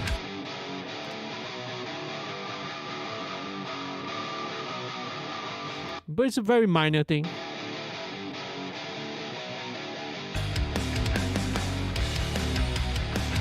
Other than that, it's good.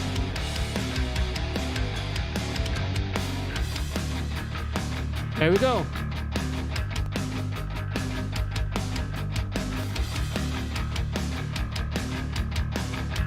Maybe a bit more at the bottom.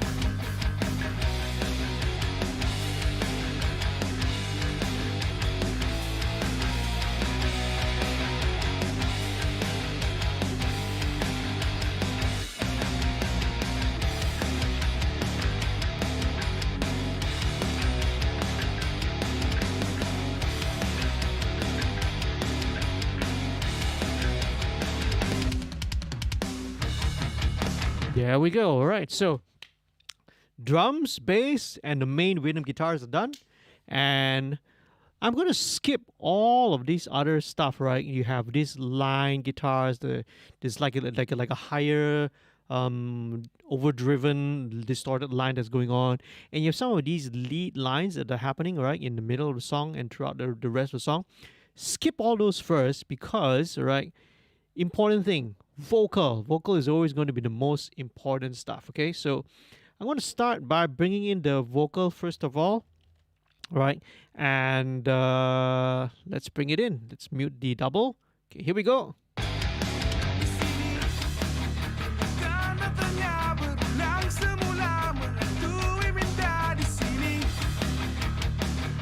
Okay, minus 7 point.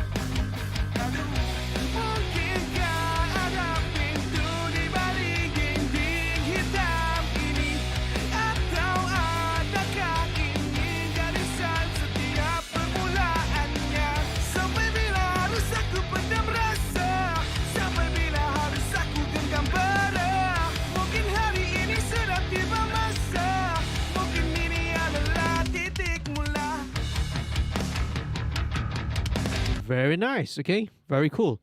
Okay, so let's walk through some of the vocal processing. Okay, so with vocals, especially, I kind of look at it in two different stages. In fact, actually, all of the processing, it's always examined from this angle, right? So I would roughly split the entire process into two.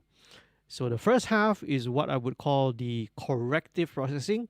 So corrective processing is where you take care, it's like, of any issues, any ugliness, any of the ugly warts or defects, or things that you want to get rid of, that you don't want, right? So things such as, obviously bottom end, low end rumble, maybe noise, and a lot of these things also has been taken down before in the prep session as well, cleaning up all the spaces in between, all the unwanted sounds, right? Managing all the breaths, which I've already done here, right, prior to this. Before, so dealing with all this, right, dealing with all the excessive dynamics and all that, right, before going on to the second stage, which is called the creative processing stage. So it's a two-step thing: corrective, right, deal with all the flaws, and then creative, where you where you can color the vocal, you can add effects and all that. So that is where two parts come in. All right, so okay, it's getting a little warm in here. Okay, I'm gonna run to my signal chain, my plug-in chain that I use for vocals. Let's look at the corrective side first. We start off with our good friend TDR Nova, which I showed you just now on guitars. So this one is really useful on vocals, okay? So followed by another plugin called Smooth Operator. I'll show you the operation of this later. But very, very importantly, also going to Tape Machine, going to Virtual Mix Rack, all right? Going again to the channel emulation. But very importantly, instead of the 1073, I replaced this with the Hollywood Virtual Tube Collection, because with vocals, you can always benefit, all right, sending it through a little bit of, a tube preamp simulation. There's some other stuff in here, which I'll talk about later, but we'll start at the moment. This is all, it's engaged, but, the first thing I want to start with is TDR Nova, okay? So we'll start with that, first of all. So let's solo the vocals, right? Di sini So timbul tanda tanya berulang semula menghantui minda di sini. let's open Yakinkan the diriku menempuh semua ranjau perjalananku lalu. very nice, right? Very clean, okay? Very clean vocals. Mungkinkah ada pintu di balik dinding hitam ini? Atau adakah ini garisan setiap permulaannya? Sampai bila harus aku pendam rasa? Okay, so two things, right? Two things. Generally, there's not much issue. So again, really well done. Okay, the way that they've taken care of. Where did you guys record the vocals, right? Sampai bila harus aku genggam bara? Okay, I would probably cycle around where the chorus is, because that's where, when the singer always goes into the higher and more energetic register, that's usually sometimes where it gets a little bit strident. So that's we need to deal and take care of that. So Sampai bila harus aku pendam rasa? Sampai bila harus okay, so there's a little bit of aku genggam bara? Mungkin hari ini sudah tiba masa. Mungkin ini adalah titik mula. at about 880. Okay, so let's take it back down. Now with vocals in this case, right, I will not only engage the dynamic EQ section, but I will set it into oh hello, what did I do? I also bring it into the wideband mode. So wideband mode means that all the ratio and all the settings, right, are going to be global, right? Basically, it means that all the 4 different bands will share that same setting. So I'm going to put this in the wideband, okay, into the wideband chain, and ratio will be 3:1. Now the attack in this case, I want it to be as fast as possible. Okay, the reason why is that I would want the dynamic EQ to act as soon as it hears the problem frequency, quickly grab it, right? But release, I'll also bring it as fast as possible, meaning that as soon as that problem frequency is no longer there, I want it to let go. So this is where the a dynamic EQ is very, very powerful because it can be very transparent. It'll only engage, right, with whatever boost. You can of course set it to boost as well, with whatever boost or cut or attenuation, only when that particular signal which you dial it into, which is in this case, right, at about 800, centered about 880 hertz, only when that frequency pokes out a little bit, then only it will act. Okay, so this is where a dynamic EQ is very powerful in that sense. So where we go. Sampai bila harus aku pendam rasa? Sampai bila harus aku genggam bara? So you see, it will only it acts dynamically whenever that little frequency range jumps out a little bit too much. It helps to, right, control and tame it down. So very powerful, very transparent. It will leave things untouched, right, whenever it's not needed. Okay, so now, okay, add the strident frequencies again. Mungkin hari ini sudah tiba masa. Mungkin ini adalah titik mula. One more time. Sampai bila harus aku pendam rasa? Sampai bila harus aku genggam bara? Mungkin hari ini sudah tiba masa. Mungkin ini adalah titik mula. One more time. Sampai bila harus aku pendam rasa? Sampai bila So this is around harus aku genggam bara? Mungkin hari ini sudah tiba masa. close to about 4.8, 4.9, you know, close around the 5K region. So on some of the the louder notes, right, the vocal does get a little bit strident lah. That's perfectly normal. I mean, all singers, right, when they hit the high notes, you get a little bit of strident frequencies there. Mungkin ini adalah titik mula. Okay, so just to control it, Sampai bila harus aku pendam rasa? That's so much better. Sampai bila harus aku genggam bara? Mungkin hari ini sudah tiba masa. Mungkin ini adalah titik mula. okay, now there's actually just one more which let me try and deal with. It's not the too much of an issue. This is more of a probably either a room or sometimes the vocal resonance. It's hard to tell. Right? I have to be there at the session to know. So, but this is another. Sampai bila harus aku pendam rasa? Sampai bila harus aku genggam bara? Oh, hang on a second. Actually, no, not really. It's just that probably I need to dial this in a little bit. Mungkin hari ini sudah tiba masa. Okay, right. That's it. That's fine. That's fine already. Okay. Listening in context. Sampai bila harus aku pendam rasa? Sampai bila harus aku genggam bara? Mungkin hari ini sudah tiba masa. Mungkin ini adalah titik mula. Very nice. Okay, let's move on to the next thing. Now, smooth operator. I don't think I need it, right? Because this is actually sort of doing the same thing, right? So, like what I was trying to do with TDR Nova. But this is one of the plugins. There's also Soothe, right? That also does the same thing.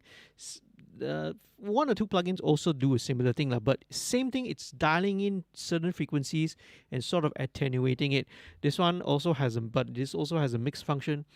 But I don't think I need it because, you know, this is, again, it's rock, it's pop punk. So the vocals need to be a little bit more aggressive. It doesn't have to be so silky, smooth or so perfect. I do use this a lot for, like, maybe I'm doing a pop mix, right?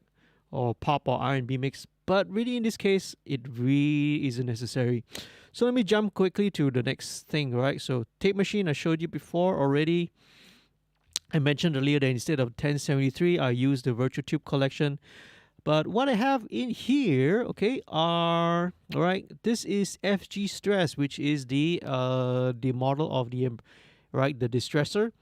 And this, right, is doing a parallel compression on the vocals. And, right, I love parallel compression on vocals. It's something that I've been doing for ages, and this really gives, right, you can do a little bit of what parallel compression does. Basically means that you can, right, mix, right, an uncompressed signal with a compressed signal and, you know, adjust the blend between the two. So this is basically what it's doing. Okay, let's go back to the chorus. Sampai bila harus aku pendam rasa? Sampai bila harus aku genggam bara? Mungkin hari ini sudah tiba masa. So you see, it's pretty aggressive. You know, you're getting a 10, 12 dB of gain reduction on the compressed, but you mix it, but you blend it with the uncompressed signal. I start off with 50-50, and most of the time I kind of leave it at 50-50. But depending on songs, right, sometimes I will, either adjust the mix or lower the mix down. Okay, let me just add a little bit. Let's see a little bit of harmonic distortion on this. See whether it helps you. Harus aku pendam rasa, sampai bila harus aku genggam bara. Mungkin hari ini sudah tiba masa, mungkin ini adalah titik mula. Nice. Let's go with distortion 2.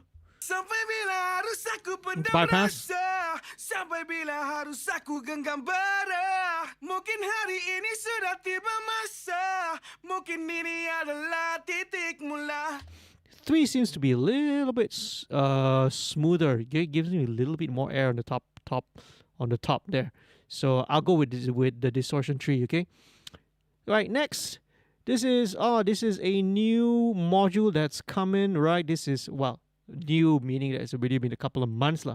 This is the DSer, right? The DS model 902. Is this a DBX or a BSS? I can't remember.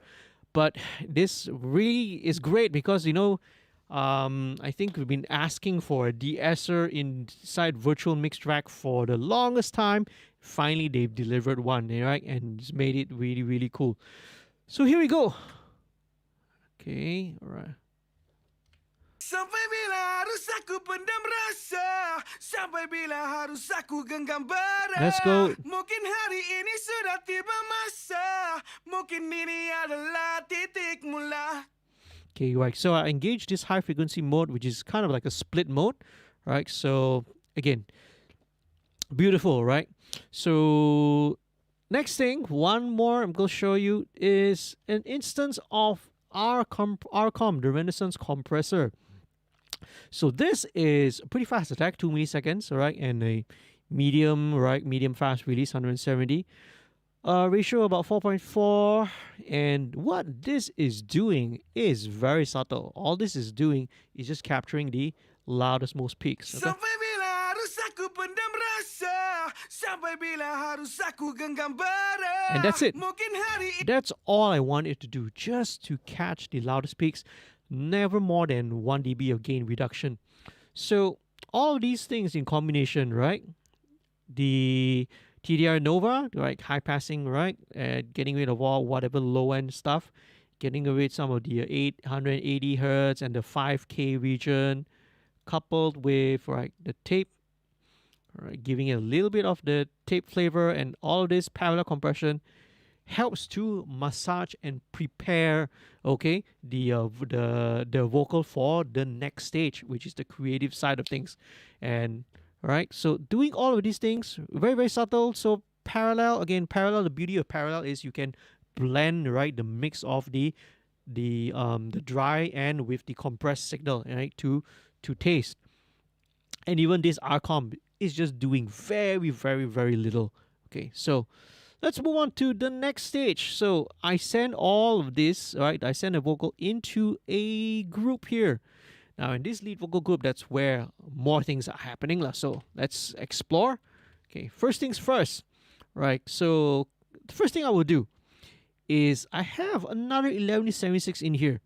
So this one, I'm actually really happy with the dynamics of the vocals already. This one plays more, it's more for the tone and the color, okay? So I'm going to push this really, really hard, all right? Sampai bila harus aku pendam rasa, sampai bila harus aku genggam bara. Mungkin hari ini sudah tiba masa, mungkin ini adalah titik mula. Sampai Bypass. bila harus aku pendam rasa, sampai bila harus aku genggam bara. Mungkin hari ini sudah tiba masa, mungkin ini adalah titik mula. Sampai bila harus aku pendam rasa, sampai bila harus aku genggam bara. Mungkin hari ini sudah tiba masa, mungkin ini adalah titik mula. Sampai bila harus aku pendam rasa. Very nice. Okay, it does bring up a little bit of the sibilance, a little bit more, so that's why I have a second de-esser after that to sort of control, right? The rasa. Sampai bila harus aku genggam bara.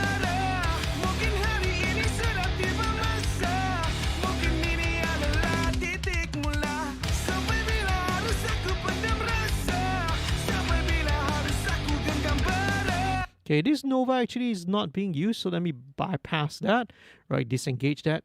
Now, so I have the 1176, right? Really driving it hard to, bring out, the color and the tone, right?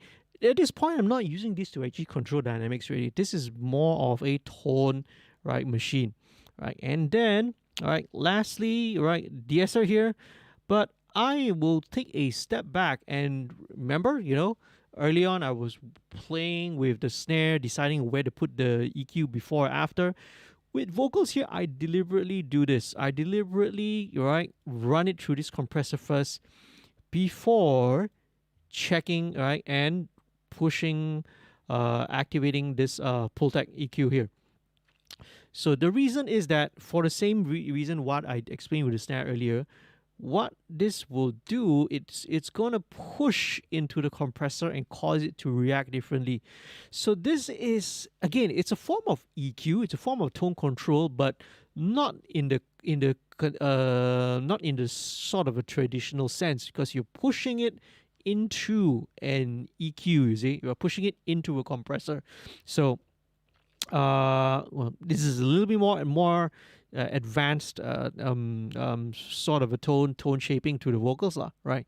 So okay, it's gonna cause this to again be a little bit more aggressive, but at the same time it's really gives it that really in your face present vocal. So let's start by going with widest bandwidth, right? I like to go to widest bandwidth, and then let's see the amount of boost. Let's start with 4 kilohertz first. Mungkin hari ini sudah tiba masa, mungkin ini adalah titik mula. Sampai bila harus aku pendam rasa, sampai bila harus. I'm liking the way it sounds really. So 4K, right? But let's explore the other options, okay?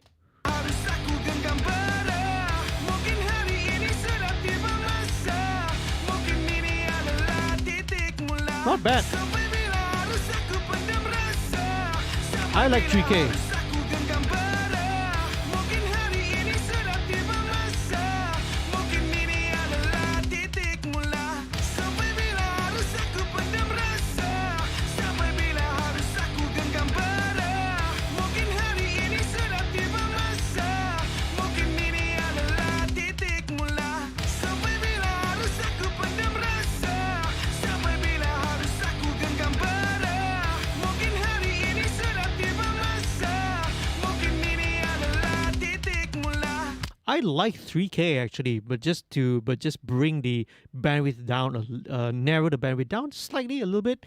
I brought up the boost to about six, to about 6 here, right?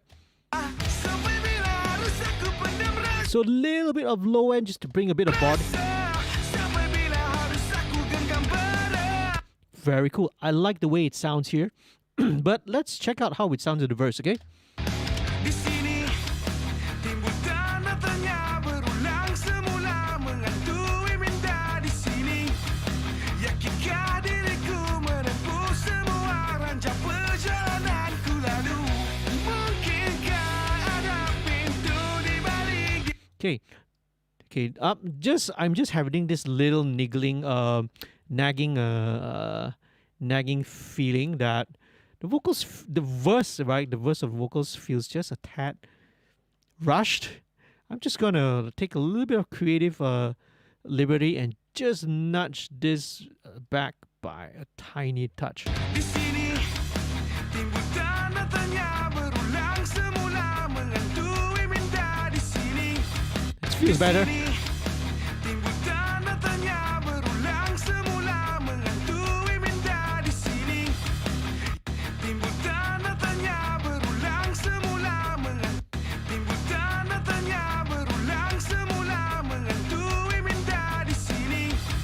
Timbul tanda tanya berulang. Okay, see, it feels like it's a little bit rushed. Tanda tanya berulang semula, menghantui minta di sini. Di sini timbul tanda tanya. Da-da-da-da-da-da-da-da-da-da. Timbul tanda tanya. Timbul tanda tanya. Da-da-da-da. So see, the tanya feels a little bit. Tanya berulang. Timbul tanda tanya berulang. The berulang, berulang, berulang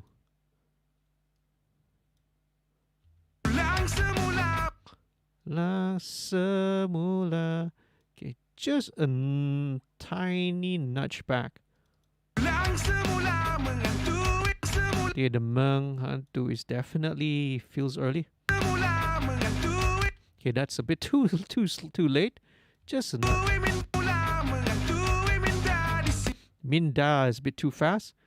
Minda, minda.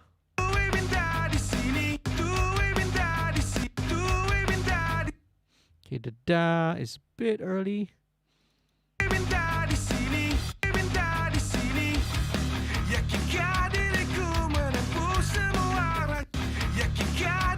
You yakin ka, the ka feels a little bit early.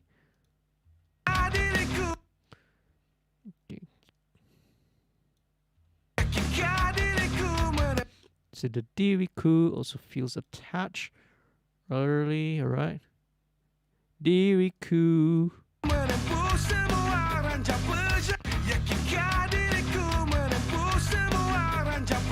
Ranja, yeah, the Ranja is Ranja or Ranja? Yeah, I'm gonna take. I don't have the lyrics with me, so I don't know.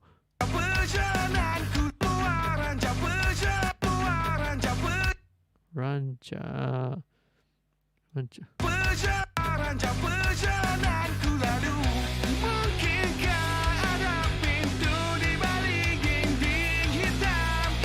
Verse pre-chorus is fine. I mean, pre-chorus and the chorus is fine.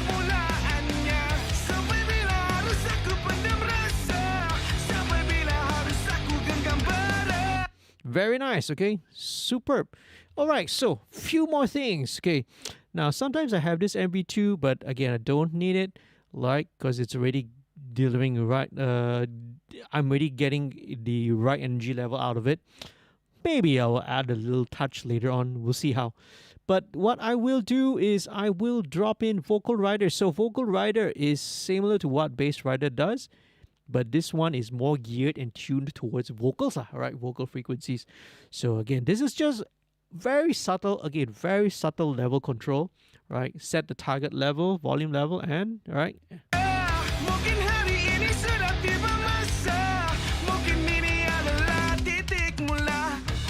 Let's go back to the verse.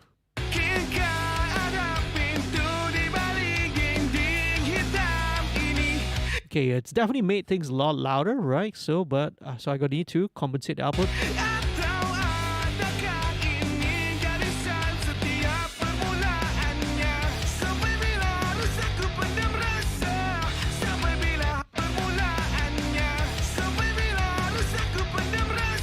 Aku pendam. Okay, the aku pendam feels a little bit early. Aku pendam because you know they need to lock in with the drums. Aku pendam. So it's just a tad early.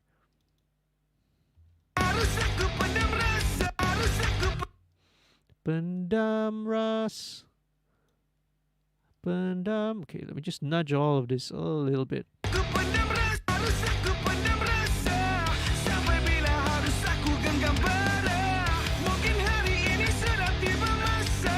Okay, right, yeah. So, yeah, careful, man. So there's a tendency to rush on those notes. Da da da da da da. Hari E. So it's not really. It's a little bit rushed.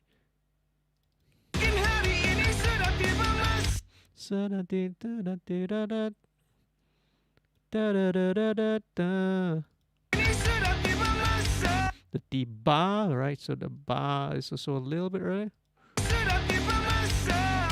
Okay, masa is fine.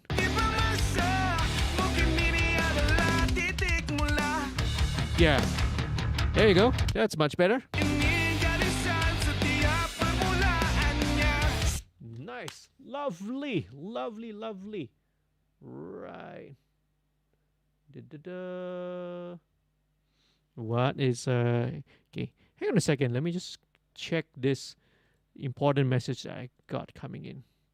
What is that? Oh, like people are wishing us Mid Autumn Festival. I don't know. I'm also a little bit lost. Is it the Mid Autumn Festival? So here we go. Right. So we're still in the creative side of things. So right, EQ wise, I've on the creative side of things, I colored it. Right. I get the tone. Right. Really get the vocal tone that I want. Control the levels a little bit more. And now let's go with effects. Okay, so let's pull in some effects here. Let's start first of all with, I want to put the vocal, right, make it sound like it's in an expensive studio, right, in an expensive sounding room. So simulate, right, it being inside a room. Okay, so you don't really, we want to hear vocals in when it's super bone dry. Sometimes it can be a little bit disjointed. So, giving it a little bit of depth, a little bit sense of 3D space helps lah. So I do this by using Super Tap. Super Tap is a delay, but it's a delay plugin, but set to a very, very short delay, zero feedback, but very importantly, right, the EQ here. So there is an EQ section. You can always, of course, right, set a manually, right, use your DAW's EQ to also do the same effect. It just happens that it's built into the plugin. What I want to do here is that it will be a low pass, right, at 1.5K. So basically everything above 1.5K, gets rolled off. So you get a very, very dark, a warmer kind of reflections out of it. So I'll exaggerate it so you hear it in solo as well, so you can hear how it sounds like. Di sini timbul tanda tanya berulang semula menghantui minta di sini. So sometimes that's a cool sounding effect actually. But I just want to give it a little bit, right, of the sense of the vocal was inside a nice, studio room. Yakinkah diriku menempuh semua ranjau perjalananku lalu. There we go, right? So gives it a little bit of sense of space right there. Mungkinkah ada So again, important, listen in context. di sini timbul tanda tanya berulang semula menghantui minta di sini. Very cool. Now next thing, right? So in pop punk, in hard rock stuff, I usually don't do the vocal doubling trick which you see in previous episodes, right? If you're a long time viewer, you know what I'm talking about. There's a whole tutorial video I did as well. So I will keep it a little bit simple. I will run this through a doubler, right? I'll just send a little bit to this doubler. So you hear how it sounds again? Yakinkah diriku menempuh semua ranjau perjalananku lalu. Okay, right. So this is just basically, as the namesake implies, it's a doubler, right? But I will go for the doubler EQ, right? So basically, here you can see the difference is that, right, there is an EQ boost of, right, all the highs above 4K and everything above 1K gets rolled off. So basically, it's just, right, basically when you add this doubler, it's like a chorusing effect. So it gives a little bit of widening, it gives a little bit of thickening to the vocal. But again, with pop punk, with rock, you want to keep the vocals raw, not too super processed. So this is meant to be very subtle, okay? So Di sini timbul tanda tanya berulang semula menghantui minta di sini. so this is a bit too obvious already, right? Too obvious that it's double. All right, so let's back it off. Yakinkah diriku menempuh semua ranjau perjalananku lalu. Yeah, so you want it to feel like the lead singer, right? Wow, the front man of the band, right? Singing in your face, but you want it to just be a little bit thicker, a little bit more dimension without it sounding like there's an obvious effect on it, lah. Okay, so that's basically what we're going for. So there you go, Super Tap, right? Give it a room, doubler, just give it a bit of thickening or chorusing effect to it. Very, very subtle. And next one, I'm going to add a mono delay, right? So this is very common. It's a very common thing to add. So instead of reverbs, okay, I'm gonna switch this off because I don't really need this. Instead of reverbs, delays are very often used, right, to sort of simulate the depth as well. So this is an eighth note. Is this an eighth note delay? Yeah, it's an eighth note delay for now. So let's check it. So this will give it the front to back, okay? So it's going to give you a bit of that dimension. Di sini timbul tanda tanya berulang semula menghantui minta di sini. So how do we set it, okay? Right. So it's about that in solo, right? This is how Di it's. sini timbul tanda tanya berulang semula menghantui minta di sini. Okay, right. So that's how it sounds in solo, but in context with a mix, very important. Listen in context. Di sini timbul tanda tanya berulang semula menghantui minta di sini. Yakinkah diriku menempuh semua ranjang perjalananku lalu? Mungkinkah ada pintu di balik dinding hitam ini? Atau adakah ini garisan setiap permulaannya? Okay, maybe just add a little bit of MB2 because when it gets to the pre-chorus, it feels like it sucked a little bit. But maybe it's got to do with a little bit of automation as well. So that I'll deal with it later, okay? Sampai bila harus aku pendam rasa? Sampai bila harus aku genggam bara? Mungkin hari ini sudah tiba masa. Mungkin ini adalah titik mula. Very nice. Okay, so let's move on to the double vocal. Okay, so very good production trick. When you get to a chorus or when you get to a section where you want to add a little bit more depth, a little bit more size, you double track the vocal, right? I would have preferred if you actually triple tracked it so there is an option to split it left and right, but this is fine. This works as well. So double vocal, very simple. The signal chain is very similar. I also do a parallel processing, the same thing, parallel processing treatment, but I keep it a lot more simpler, right? I don't have to go through the TDR Nova and all that. With the double vocals, right, usually you don't need a lot of the bottom end. So let's just solo the doubles, okay? Sampai bila harus aku pendam rasa? And you also don't need too much of the top end, so I'm going to roll off. Sampai bila harus aku genggam bara? Mungkin hari ini sudah. Right, so there are some of the similar characteristics, right? You could basically use the same signal chain for the lead vocal, the main vocal, but I really feel like it's not necessary. So just use normal, straightforward EQ, stock EQ will be good enough. So Sudah tiba masa.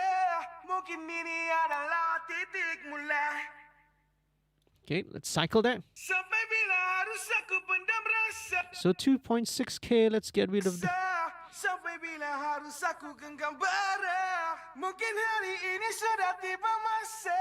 Mungkin ini adalah titik mula. Sampai bila harus aku pendam rasa? So remember that 880 hertz frequency that was there. So let's get rid of that. Sampai bila harus aku genggam bara? Mungkin hari ini sudah tiba masa. And a bit of.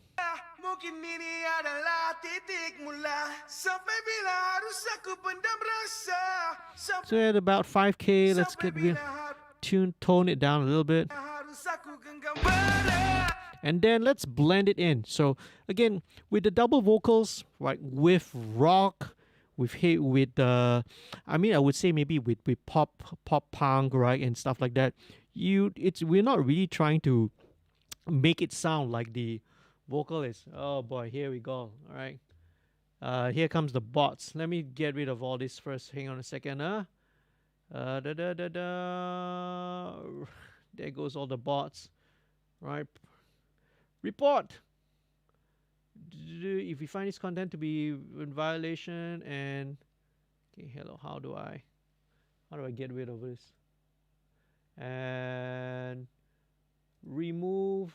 Okay, right. How am I going to manage this? Hang on a second, right? Guys, look at all these bots, man. Please report it. Okay. Ridiculous, right?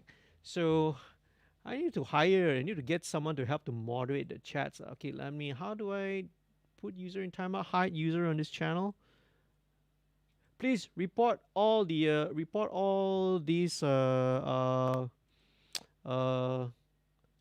right, guys, help me out and just report it. Okay, so I have okay, right, I've deleted it. Do it. Okay, how about bots? I've had experienced Russian bots before, right? That came out. So yeah, okay, that's why do bots want to come on my this little live stream? I also don't understand lah. It's not like I'm a big channel or a big YouTuber or something. But hey, a quick shout out to Zaref. Sorry, I butchered your name, man. Hello, Sid. Right, where are you coming from? Right, please introduce yourself. Okay, so I think some of the rest of the band Panasejook members are also in here as well. So anyway, where was I? Okay, I was saying that with doubles, when it comes to pop punk, we are not trying to make it sound like a boy band. The double tracks aren't really there to obviously make it sound like there's 2 or 3 voices. Obviously, if you talk about maybe some styles of rock like glam rock, or early pop rock like like the hair rock like Def Leppard, Bon Jovi, all this kind of stuff, where the choruses do sound like it's thick, very very heavily layered vocals. Then in that case, yes. But no, in this case, we just kind of want the doubles to just give a little bit more dimension, a little bit more dynamics to the chorus, without it sounding obviously like it's a double track thing. Okay. And how are we doing for time? Not bad. Okay, 11:30. It's pretty good. So let's just blend in the double. Permulaannya sampai bila harus aku pendam rasa, sampai bila harus aku genggam bara. Mungkin hari ini sudah tiba masa, mungkin ini adalah titik mula. Maybe a bit more. Sampai bila harus aku pendam rasa, sampai bila harus aku genggam bara. Okay, very cool. Very, very cool. So, there is a little bit of timing discrepancy between the two because obviously, remember, I moved and nudged some of the notes in the chorus, so I feel there's a little bit of flamminess in there. But then again, do you want to keep it? Should we keep it a little bit raw? You want to keep it a little bit, the temptation, of course, is to go in and align this vocal, and make it super tight, the double vocal super tight with the main vocal now. But again, these are questions that you have to answer yourself whenever you are, in the whole production process. Whether you are recording, whether you are, at the mixing stage. Do you want to make it perfect? Do you want to make it like really super tight? Maybe these are questions that has to be, well, now if I was a producer, I will definitely be the one who would make the decision, right? Of course in coordination with the artist. But I'm just hired to mix this track, so I wasn't there during the production or recording. So it's maybe a question that has to be deliberated with the band later on. So I leave it open. I leave it as it is right now. But maybe I'll tighten it up later. I'll leave the option there. So it's not bad. It sounds great, right? It sounds right. But it's just, the temptation is always there to try and line the vocals up until it's super, super perfect. Okay? So, all right. Here we go. I digress. Let's go back to, creative. Okay, so now, one of the things, again, to create, more dynamics, to make things a little bit more exciting is, layer, right? Add additional layers, right, to the chorus. But another thing is that I highly recommend doing is to play with stereo delays, right? So at the start, in the verse and the pre-chorus, as you can see the effects, right, it's only a mono delay down the center. But when you get to the chorus, I will typically always add a stereo delay. And not only a stereo delay, but a stereo delay with a different tempo, right? So now it will be quarter notes instead. So it goes, right? I'll just show you how. Let's automate this, right? Automation. 3, 4. Okay, then when I stop it, then you can hear the stereo delay bouncing about. Let me just fine tune the spot where the automation kicks in. Sampai bila. Okay, right. So right on the 2 lah. Okay, all right. 1. Okay, so mono delay, right? I'll solve it so you can sort of hear what the effect is. Chorus.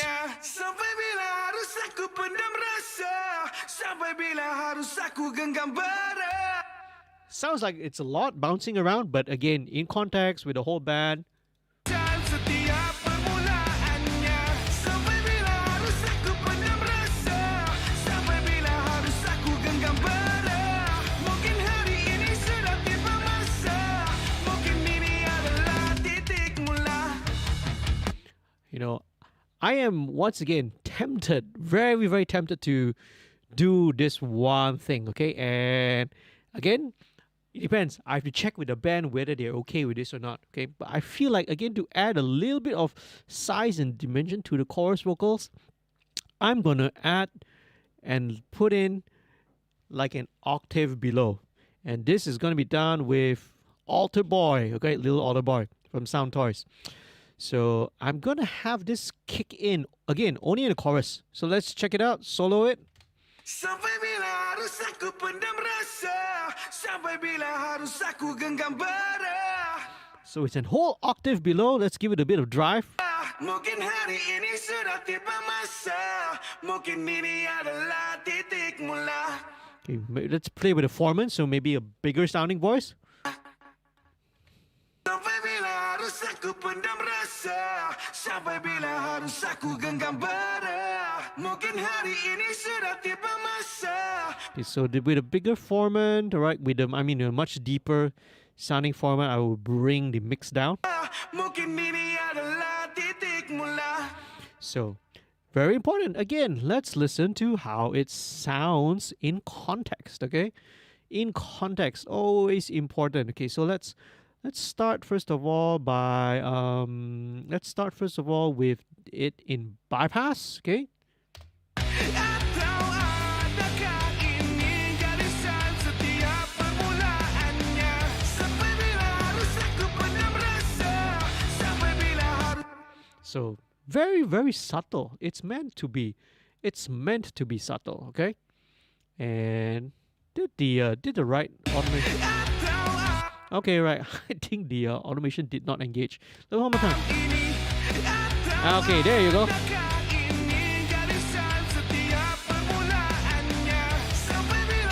There you go. Okay, so now that's correct. Okay, right. So bypass, right? You don't have the alter boy, right? The octave down in the verses, but only in the chorus it kicks in. So let's dial it in a bit more.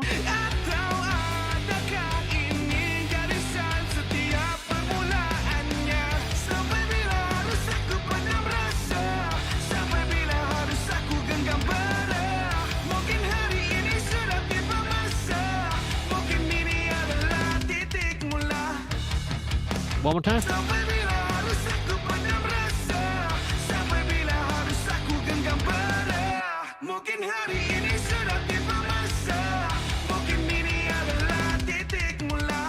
So again, yeah, just to give that little subtle octave below there, it makes the vocal sound a little bit bigger, a little bit larger than live.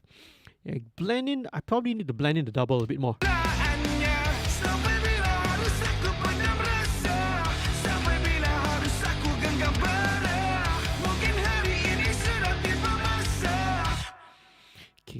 Might sound a little bit too much. Okay, let's just leave it again set. Don't forget, because sometimes when you spend too much time, you fixate on one thing, you tend to hear it very, very obvious. So maybe it's a good thing to just, okay, let's just leave it, move on to the rest of the song first. So let's move on to the next one. The next star of the show, all right, it is Mio. All right, Mio's vocals, man. So Mio is an amazing performer. So let's check it out.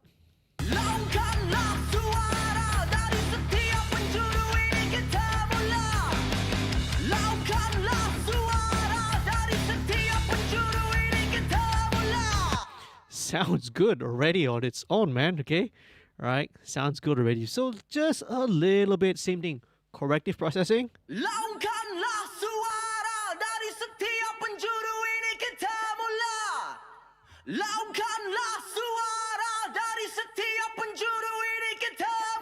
So just a little bit of ringiness at about 1K region. To about the 2K. at about the 2K, especially when you hit some of the notes. That's all. Right, 3 to 1, same thing, fast attack, fast release. Mula, laungkanlah suara dari setiap penjuru ini kita mula. Sampai bila harus aku pendam rasa? Sampai bila harus aku genggam berat? Okay, let's check it out, right?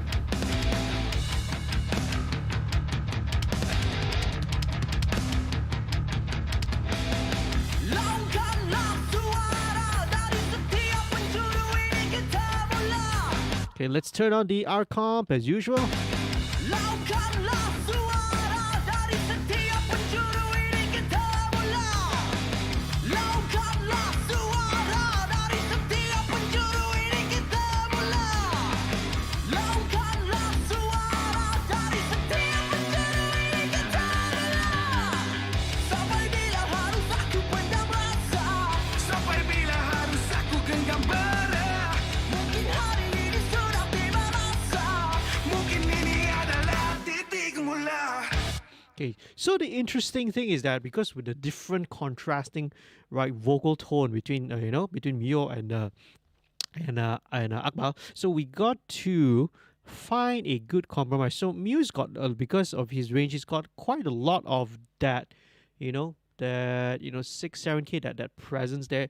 So this means I feel like maybe I would want to try to just add a little bit of EQ towards on the main vocal. So let's try that first and see, okay? So let's just cycle the last chorus here because that's where they take turns and alternate. Sampai bila harus aku pendam rasa? Sampai bila harus aku genggam berat? Mungkin hari ini sudah tiba masa. Mungkin ini adalah titik mula. Sampai bila harus aku pendam rasa? Sampai bila harus aku genggam berat? Mungkin hari ini sudah tiba masa. Mungkin ini adalah titik mula. Sampai bila harus aku pendam rasa? Sampai bila harus aku genggam berat? Mungkin hari ini sudah tiba masa. Mungkin ini adalah titik mula. Okay, let's one more time. Sampai bila harus aku pendam rasa? Maybe we need to add a little bit of this distortion. Sampai bila harus aku genggam berat? Mungkin hari ini sudah tiba masa. Mungkin ini adalah titik mula. Sampai bila harus aku pendam rasa? Sampai bila harus aku genggam berat? Mungkin hari ini sudah tiba masa. Mungkin ini adalah titik mula.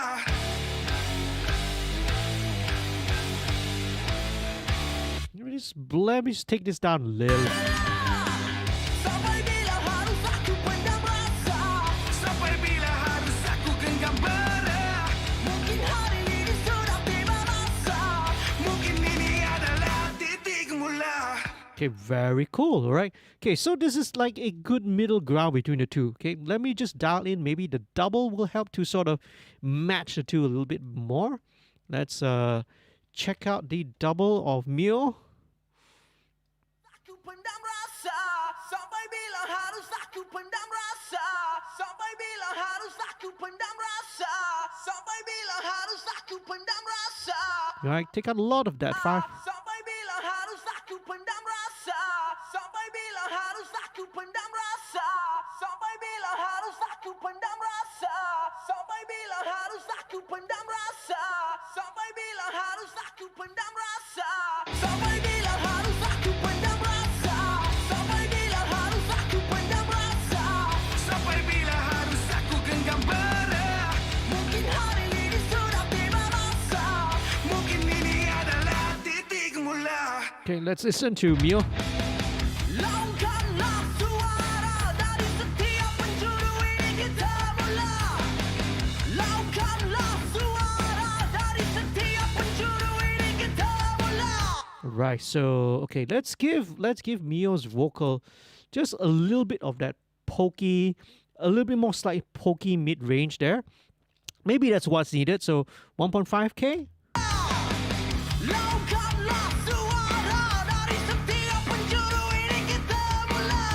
Let's take.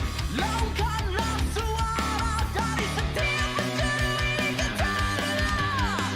Sampai bila harus aku pendam rasa? Sampai bila harus aku genggam bara? Mungkin hari ini sudah tiba masa. Mungkin ini adalah titik. Okay, maybe taking out this filter is not the right idea, but it helps, right? Just giving it just a little bit of that 1.5K honky nasal, slightly more nasal quality to Mio's vocals helps to kind of gel them a little bit better. Titik Mula. It's always a challenge when, especially if you're trying to mix a duet, you know, which is basically what this is. Oh, when it's a pop duet with a male and female singer, wow, that's sometimes the differences, right? If the singers don't gel that together, wow, that's a big challenge. So it's always a challenge, but I'm always up for it, man. I love challenges. Sampai bila harus aku pendam rasa? Sampai bila harus aku genggam bara? Mungkin hari ini sudah tiba masa.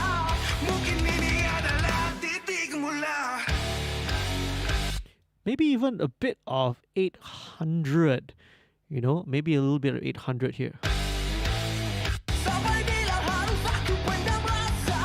Nah, right, 800's a bit too honky already. Sampai bila harus aku genggam bara? Okay, so maybe here this is where the benefit of, right, the flexibility, where the Slate Digital's version of the API EQ will come in handy lah. So maybe it needs 3 dB instead of 4, right? So let's dial it in and see. Sampai bila harus aku pendam rasa? Sampai bila harus aku genggam bara? Mungkin hari ini sudah tiba masa. Or maybe even 4. Mungkin ini adalah titik mula. Sampai bila harus aku pendam rasa? Sampai bila harus aku genggam bara? Mungkin hari ini sudah tiba masa. Mungkin ini adalah titik mula. That's much better. Okay, so just a tad at 3K, maybe 1.5K, just to bring out that. I think Mio has got a little bit more scooped vocal to his sound, right? A lot of bright presence, right? So just to try and gel the two voices together lah. So let's listen to this part again. Laungkanlah suara dari setiap penjuru ini kita mula. Laungkanlah suara dari setiap penjuru ini kita mula. Laungkanlah suara dari setiap penjuru ini kita mula. Laungkanlah suara dari setiap penjuru ini kita mula. Sampai bila harus aku pendam rasa? Okay, right. So there's actually a second track here. Very nice. Dari setiap penjuru ini kita mula. Sampai bila harus aku pendam rasa? Sampai bila harus aku genggam bara? Mungkin hari ini sudah tiba masa. Mungkin ini adalah titik mula. Okay, this that. Dari setiap penjuru ini kita mula. Laungkanlah suara dari setiap penjuru ini kita mula. Sampai Yeah, let me just dial this down a little bit so it's there to just emphasize that line. dari setiap penjuru ini kita mula. Very nice. Okay, very cool. Very, very cool. So let's dial in gang vocals. Okay, let's do it. Okay, there's this little shout here which should go into the gang vocal as well, I think. Yeah, it should. And hello, where's the gang vocals?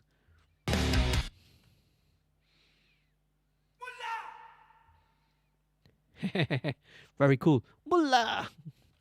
Let's draw this in. So don't need all that bottom end, don't need all that top end. Okay, and so it's exciting this. Again, 880.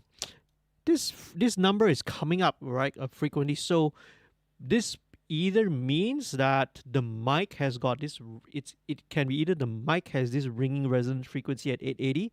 So the only way to tell it is that, hey guys, if you to record it here, right? Where do you guys record the vocals, right? And what mic do you use? Do you have information? Maybe you can, Fikri, you guys can just type it in the chat so that I know. So it either means that the mic has got this particular resonance at 880, or the room that you are in has got this 880 there. Again, it's not a bad thing. Every mic, every room always has some kind of resonant frequency there. But it's important to know lah, so they are aware of it. So this seems to be popping up, right? This 880 hertz frequency. And a little bit, and about 2.8K, just a tiny touch.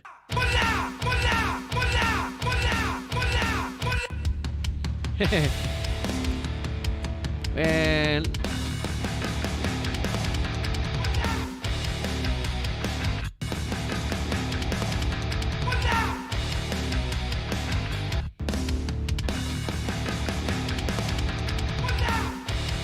okay, probably need to bit a bit of post EQ here as well. Let's take a little bit of post EQ.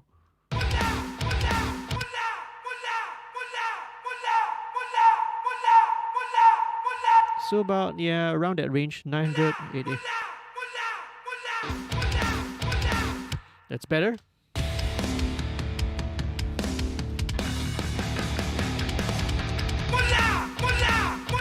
Okay, let's bring this down.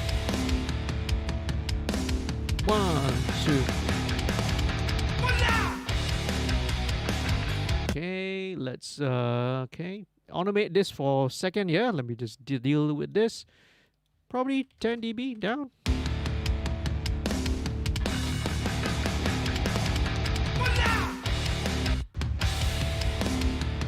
12 dB.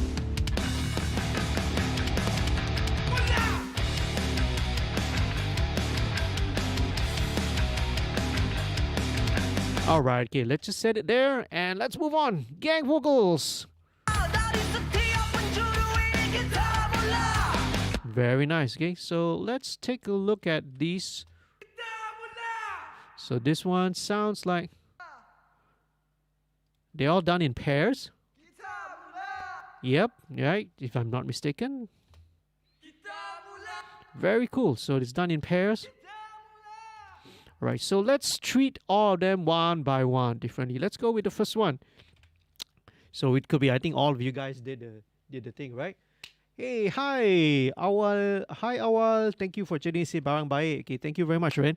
Please, guys, right, I really appreciate it if you like it, if you share this video as well, and subscribe, okay, if you're not a subscriber. So let's cycle this gang walk.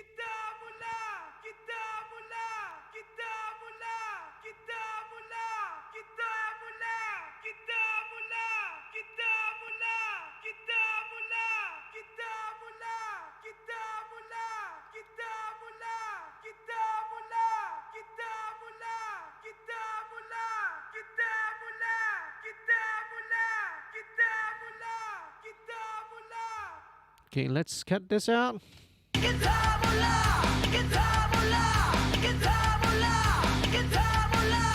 So right, so let's take the first gang vocal. All right, let's link the two.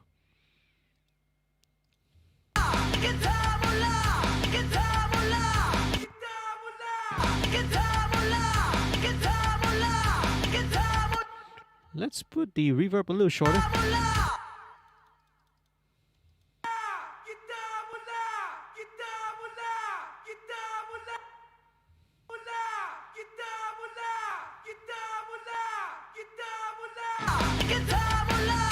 Okay, very good. Next one.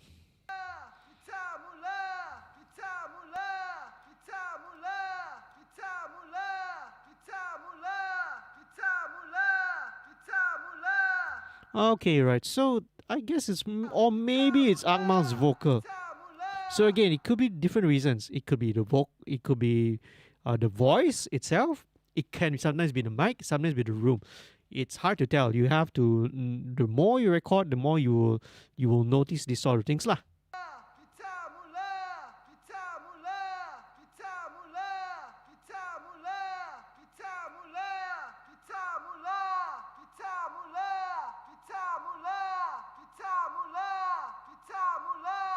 Okay, at about 1.1K as well.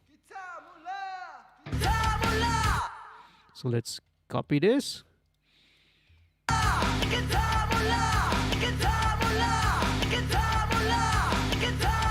Okay, let's have this one maybe about 50-50. So instead of taking hard left, hard right. Okay, and let's listen to this third pair.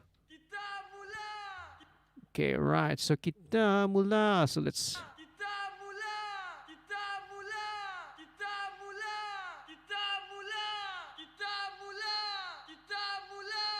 4.2K.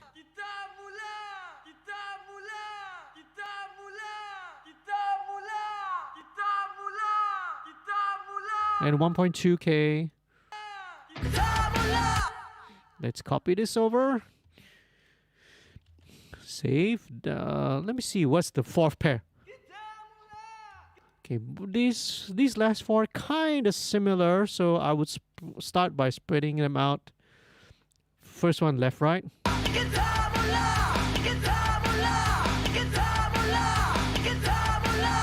And then this last pair.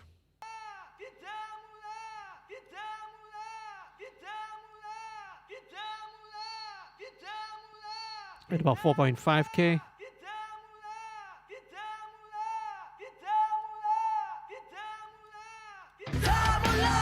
Okay, and this final pair will probably take up at about 75. Okay, so instead of hard left, hard right, so have them spread out a little bit. So same thing. I think these can also be bent slightly behind. And here you go, gang vocals. Okay, now I will drop in a little bit of LE2A.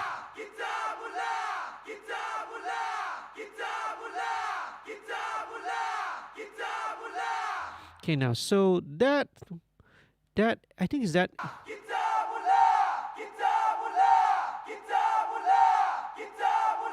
Okay, now instead of that, so let's try dealing with that using Nova. Okay, again for more transparency.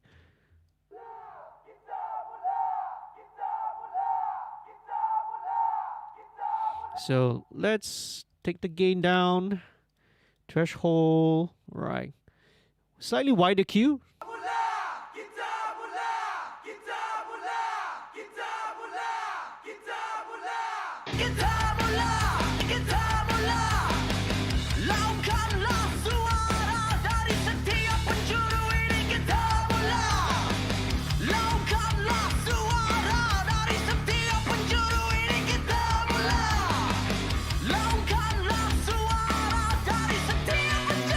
Okay, now going back to what I talked about, right, with the drum compression, let's see how it sounds now with all the vocals in.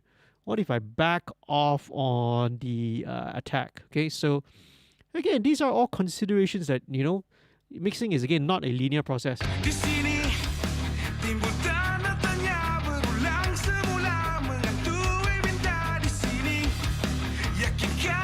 See, yeah, so now bringing it back to 1 millisecond helps that snare kind of thwack come out a little bit more.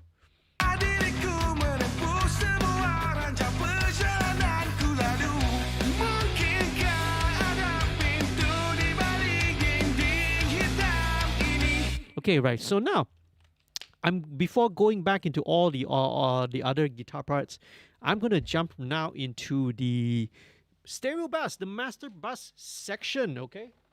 And this is usually a good time where I will try and dial in a little bit of the master bass compressor. So I'll just show what I do. All right. The actual proper way is actually it is on, but to dial in a little bit, you know, right from the start sometimes. But you know, I kind of rather want this to be a little bit more subtle. So let's go to, again, let's go to the same part. Let's go to a chorus because it's the most dynamically, right, the highest energy part of the song. So this is where we want to deal with. Okay, so a couple of things, right? First thing, in my master bass, I have the AUC's Air EQ, which is just giving a little touch of air, right? Very, very little, right? Just a very tiny air EQ. And then this is another instance of wave C4. I had it earlier in bass, but now this is on the master bus. What this is going to do is I'm just going to set this so that it just massages the frequencies, right, by the tiniest amount. We're talking like maybe fractions of a decibel. So I'm going to bring this threshold down until I usually kind of see the mid and the high range just dance a little bit, right?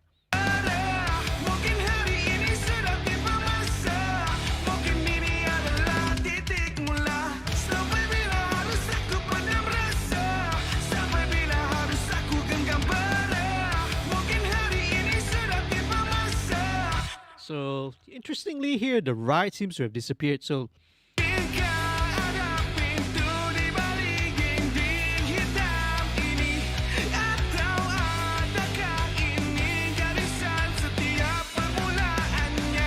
I'm going to bring the ride up now. So again, in context, when everything is in, so sometimes some of these things get buried, you see.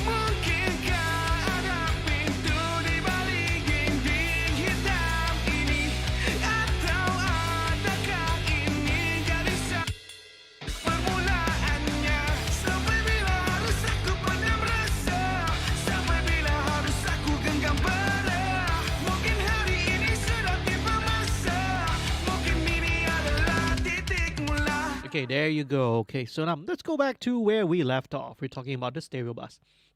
So just a little bit. As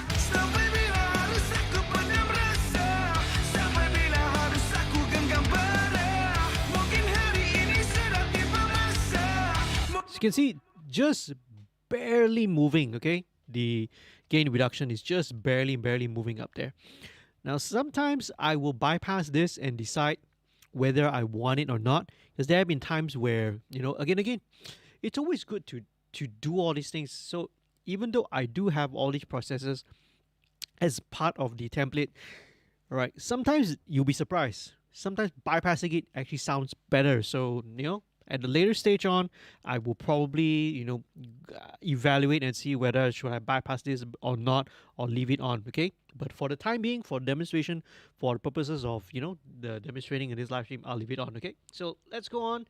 Next thing, this Nova is not used. This is only there in emergency cases lah, right? So sometimes I will use this to, again, get a little bit of maybe, try to get a little bit of density from a mix. If I can't get it from any of the tools, sometimes it's there. But I would say 99% of the time I never use this, so it's just there anyway. So the next thing that goes in, all right, here's the one. Virtual bus compressors. All right, so here, there's actually in series 3 different compressors I'm using. It's like, why so many compressors lah? Now, all of them actually, right, starting with the FG Gray, which is an SSL, FG Red is the Focusrite, and FG Mu is a Fairchild. I'm actually just dialing in not more than 1 dB of gain reduction on all of this. So, all subtle, okay? All right, so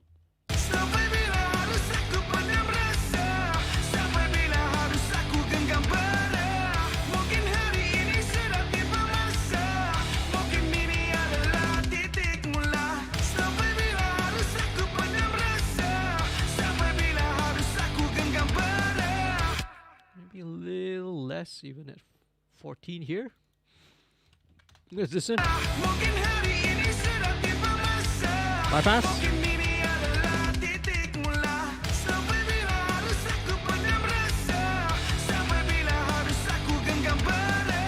So it's tightening it up a little bit already, okay? Actually, the first one usually has the more dramatic effect, which is the SSL, okay? So the next one, I'm going to dial in a little bit more.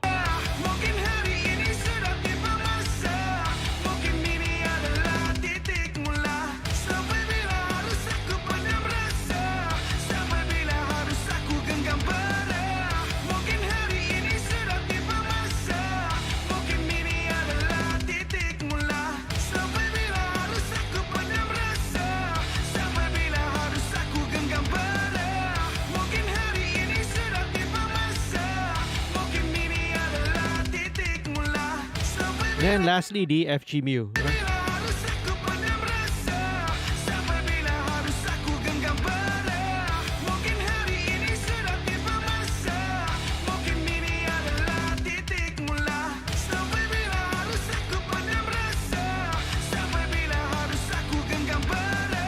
Very nice. Okay, I'm liking it. Okay, so all these are doing not more than 1 dB, 1 dB, 1 dB. But okay, but without going into math, remember that compression is actually is actually a log. It's a logarithmic value. So this is actually doing 1 dB of gain reduction. Yes. And then this right log value second one is doing 2 dBs of gain reduction, right? And but when you go to the third one, what's happening is that the net total of gain reduction is actually 4 dB. So okay, without going into too complicated math, but basically that's what's happening with this in series. They're all doing a little bit, but actually the net gain reduction is about 4 dB. Okay, so here we go. Right, bypass it and see.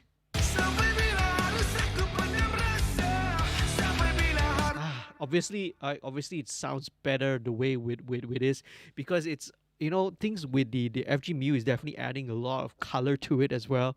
And not only that, so it's really an unfair when they bypass this. It feels like oh, everything just sounds, you know, much more in your face, a little bit tighter. Yes, it is. It does sound louder, but you know, I'm also hearing, right, the harmonic content is different as well. And so that's the thing. Compression is not necessarily about just controlling dynamics. You are actually manipulating the balance of, you know, the spectral balance of whatever the program material, the signal that you are feeding it. That's actually what compression is doing. It's a tone control, right? Not necessarily just thinking of it as level control. So now some other bits of juice, right? A little bit of extra polish. I love putting SPL iron, right? So this one I usually will add it at towards the later stage. So I have something here which is actually a mix bus setting, but in MS mode. So this is actually an MS mid-side mode. Okay, so this is actually a mid-side compression. So this on this mid, I will disable the output by 2, and here I will compensate it down, bring it down by another 2 dB as well. So this very subtle, right? Very, very subtly is going to push. It just gives a little bit more separation, pushes everything a little bit wider. I love the iron, man. Okay, I wish if I could have a hardware unit. Hardware unit is like 20 over 1,000. Okay, not including the shipping. Anyway, all right. So plug in lah. It is okay. And one of the cool things also, it has this setting here which can either simulate an air bass like a smiley curve EQ or a gentle tape roll off. So very often I would go with a gentle tape roll off.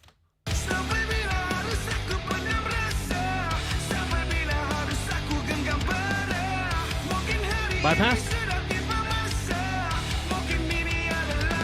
It just opens everything up a little bit more, you know. So it does an amazing thing. And I will drop in one more thing. I will drop in an instance of the API 560. This was something again I learned from another engineer. It's a trick that he uses. This does nothing. I mean, there's no boost or cut, nothing. Right, this helps to really solidify the center a little bit, right? Okay, so it's just there. There's no boost or cut, right? It's just there for the coloration.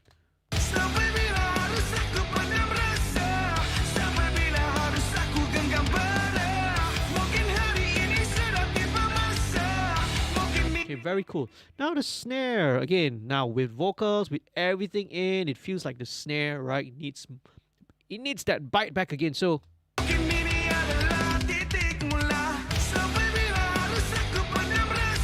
So let's bring out.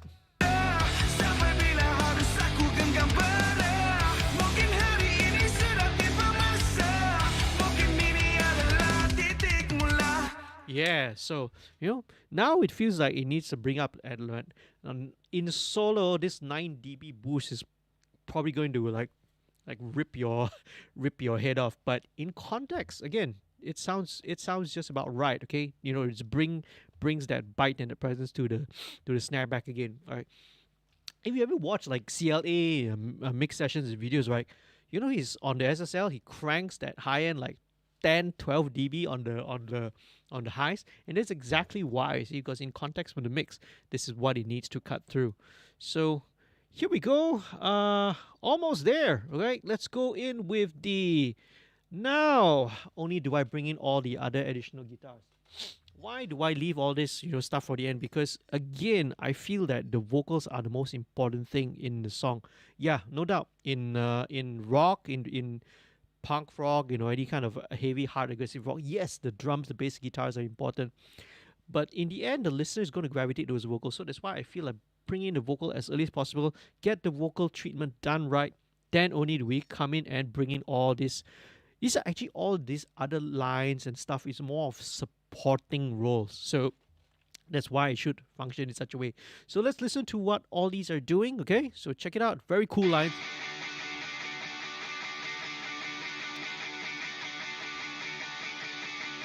So it sounds like actually this guitar tone, this little strumming part. So not only is it playing like a higher register, it's like playing this the different chord voicing. Actually, this is very bunk face kind of a sound there. It's like it's very similar. When I heard it, it's like, hey, this again, not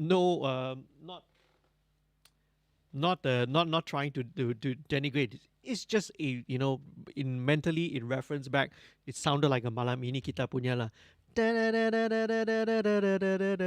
Very similar sound. So it's an overdriven sound, not as heavily distorted, but this really helps to blend in the texture. And there's really nothing much that needs to be done to this, man, except just I would just do a touch of EQ.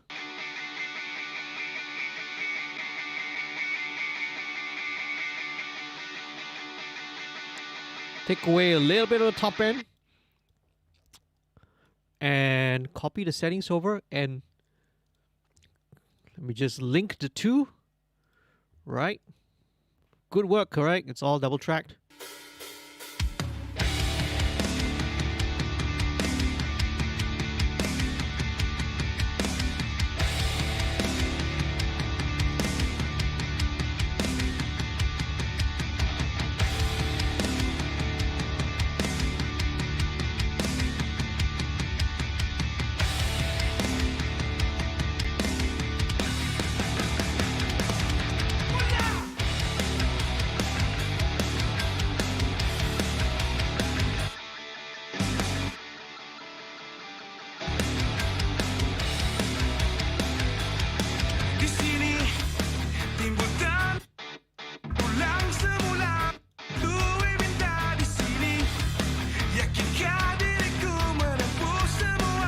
Very cool. Okay, so let's play around a little bit. So I probably need to automate this a little bit.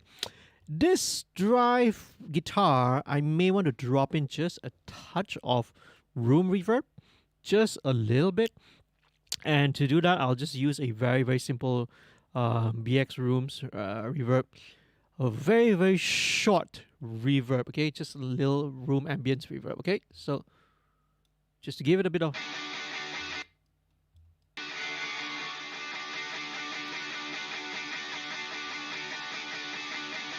Right, I would EQ this, I would also EQ the reverb so that let's take out all above 100 and probably take out everything above. Same thing, I would go for actually 8K, right?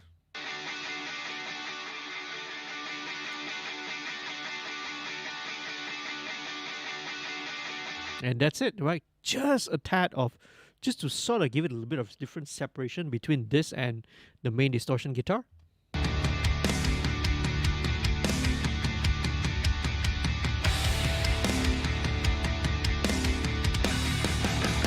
Okay, now I'm going to automate. When it gets to the riff, this line does not need to be that prominent, so let's automate it down by about dB.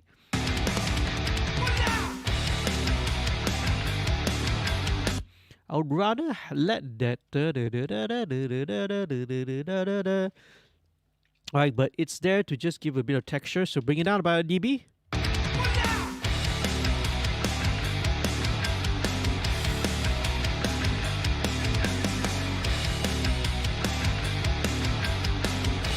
would even argue that, you know, it doesn't really need it, but then when you take it away, something feels missing.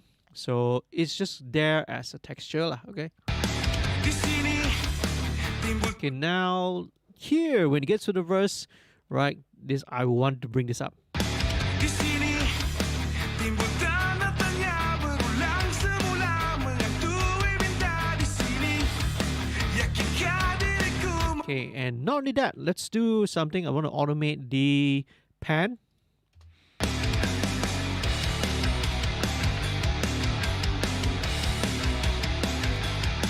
di sini timbul tanda tanya berulang Okay, right. I'm gonna in the verse. I'm gonna draw and pull this the guitar in the chat the stabs, right, the chord stabs in.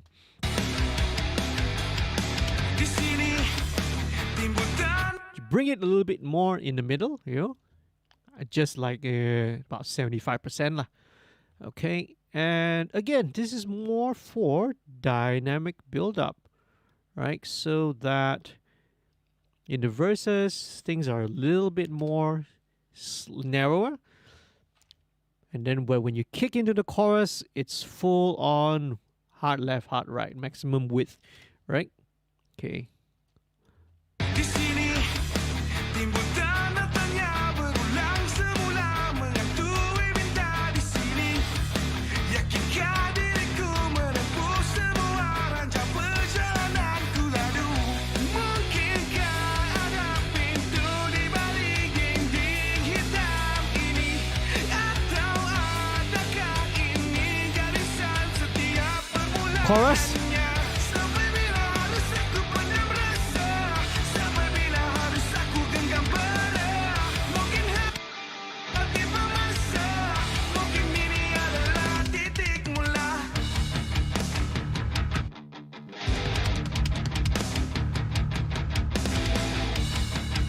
Yeah, here onwards, I can leave it. We can leave it all hard left, hard right lah. Awesome, right? So that's not much to be done. Again, with choice of good sounds and the right sound choices made, it's just matter of just balancing it, you know, and then you get really awesome results. Ready? Okay, last bit, right? The lead lines. Okay, so all these lead lines, just check it out. Right, so this is happening here.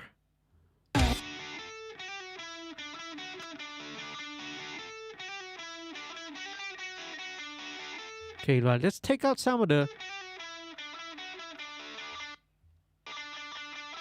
So with the lead lines, I don't need to. I just use standard EQ.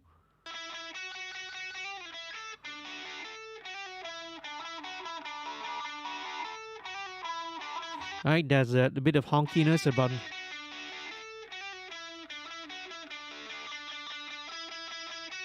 About 5K, just a little. All right, so now with lead lines, I love using MV2. MV2 is so versatile, man. So the thing is, the low level compression controller here is the one that really does a lot of magic. So I used it early on bass, but I can use it on a lot of things as well. If I use it on snare, for example, it's the perfect tool whenever there's like this ghost note or the marching snare things. This is the perfect thing because low level compression brings up all the low level details. Okay, so if you have that element, in the case of the bass, I use it. It brings out, you know, things like the transient, the attack, and some of the harmonics of the bass. When it comes to lead lines in guitar, it brings out again the pick attack, all the the details. It brings out the note definition. It makes it a lot clearer. So I love using this on like lead lines and stuff like that. So it's going to be fairly aggressive, I think. So let's see.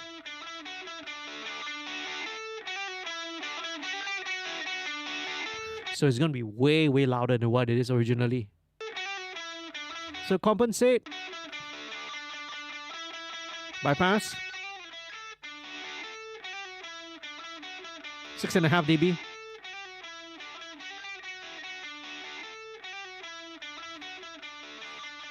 Okay, so see the beautiful thing, one thing about MV2, right?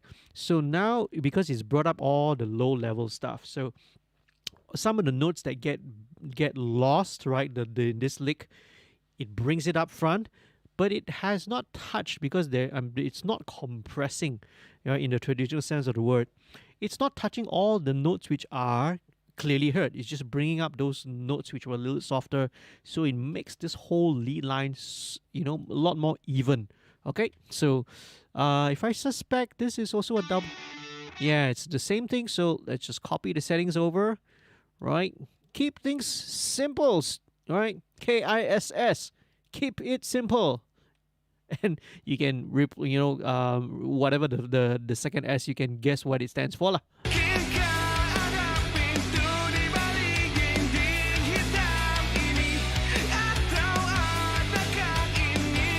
Okay, let's bring this up. We probably need to.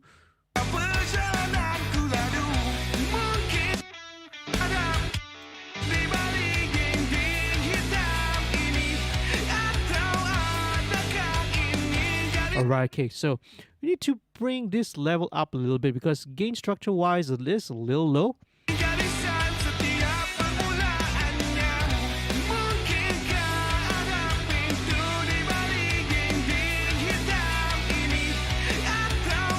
Okay, so same thing. I think let's bring this to maybe 50-50.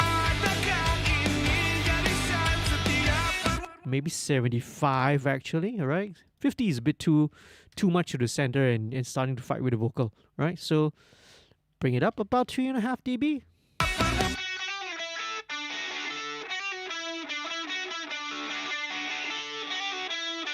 Okay, let's take out about 3.5K to give space for the vocal here.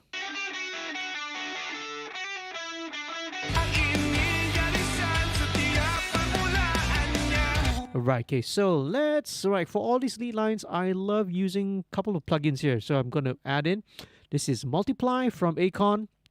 Again, I think this is a free plugin as well. So check out, right? It's in the description, okay? So this is Vintage Lead. Again, it adds a little bit of chorusing, a little bit of widening.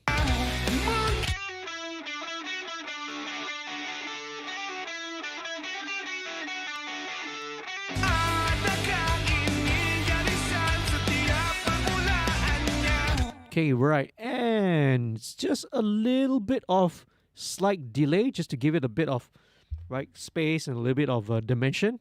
So Baby Come Back from Baby Audio, another plugin which I love, right? Another plugin company which I love. Very cool plugins that they have. Smooth Operator is from them as well.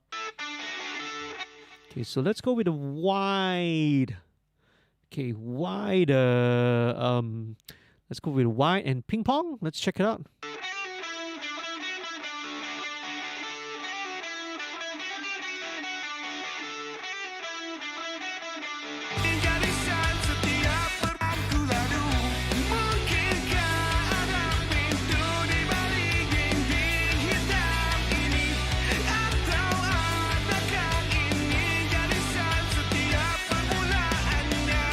Right, okay. So now to get this guitar to sort of play with the vocal, it's tricky, especially when the vocal is happening. So I need to look for a difference. The phrase that we used to use is centers of power, right? So the vocal, I think, previously I think we centered at about 3K. So the trick to getting this guitar to be heard is to find a frequency, but don't boost at 3K, because if you're boosting at 3K, you're fighting with the vocals. So this is probably going to be a little bit lower. So let's look for a center of power, okay? So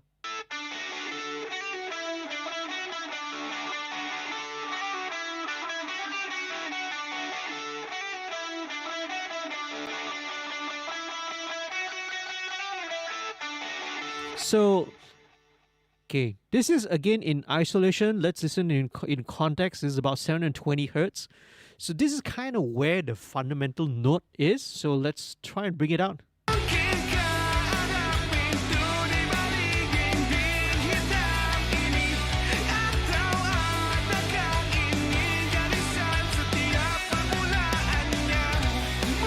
Okay, this maybe, I think it works, it helps, right? It helps, but let me just try something else just to experiment.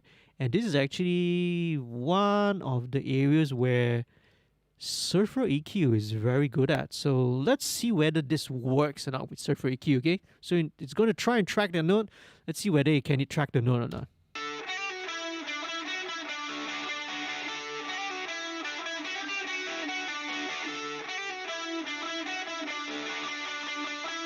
So let's go for the second harmonic, which is an octave above.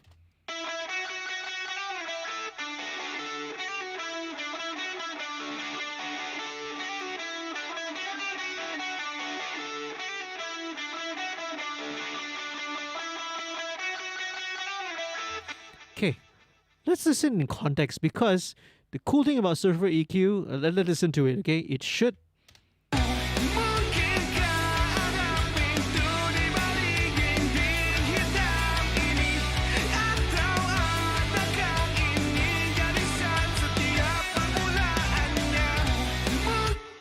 I like it because this is what Surfer EQ is doing. It's tracking the note. Because with a traditional static EQ, when I set it to about 734, it just kind of gives a general boost around that area. But this one with Surfer EQ, right, it zones in right exactly on that note and helps to bring those notes out. And that's what makes it perfect for the job, man. So Surfer EQ is very, very cool, right? Obviously, this is only the free version. Don't know whether it's still available as free anymore, but it's not cheap though. If you buy the actual one from SoundRadix plugins are not really cheap. Okay, they usually like $249 or something like that. Okay, so that's very cool. Now, so let's go with this one. So this is actually, I think it's just an octave below. Very cool, yeah. So this is just to sort of give it a bit of texture.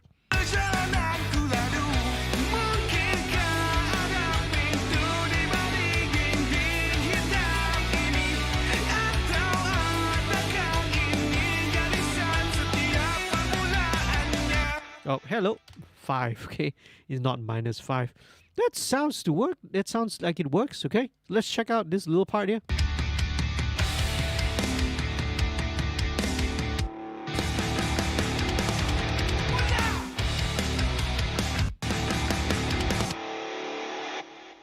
Alright, okay, so this one I will have to bypass or I think it's more effective if I automate this. So it's meant to be like a reverse effect. 2, 1, 2. There you go. Mula! Very cool. So this one will be an abrupt cut. And in fact, if you want to make it a little bit more dramatic, we should have this as a abrupt cut actually. So let's do it. A little bit of editing, right? Just get rid of that tail and make this drop like super, super, super, super dramatic, okay? All the way down. That's 0 dB. There we go.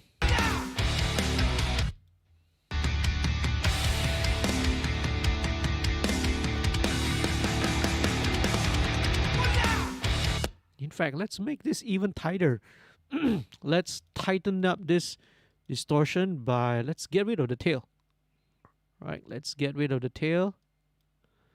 Same with the bass. Let's just like really tighten up this.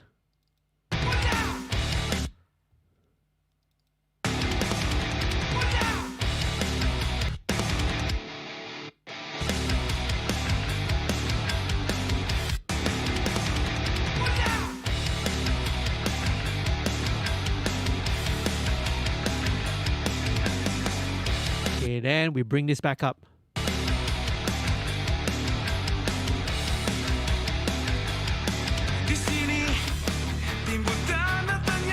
Let's listen to the toms again.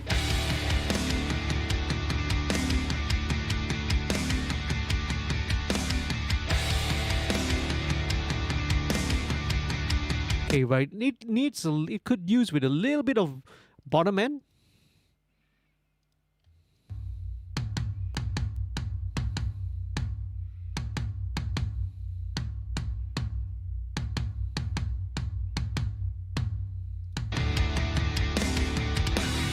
Alright, okay, so a few other things. Let's go back now. Again, when everything is back in, feels like the drums need a little bit of reverb to it. So let's do that in right now, okay? Let's dial that in. So I'll use Reverence, right? That's my favorite. And this is a stock plugin that's available in inside Cubase. So it is a convolution reverb. So I'm going to load my own custom IRs, my reverb IRs, which is here.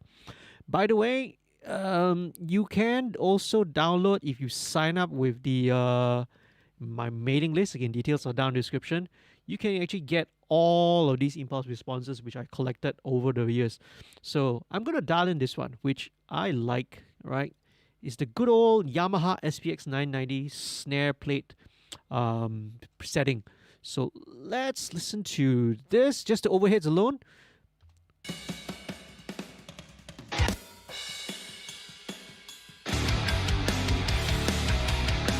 Yeah.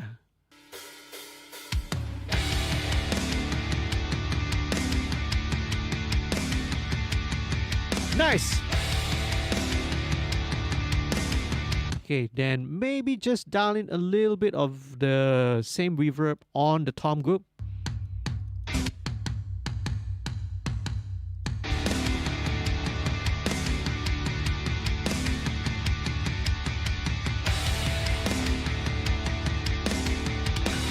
And a little bit on the snare as well, just a tad.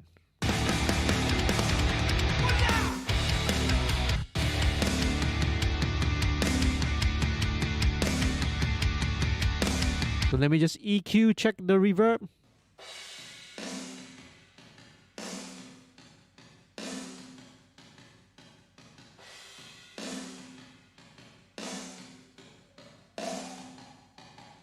Get a bit of the 800 out.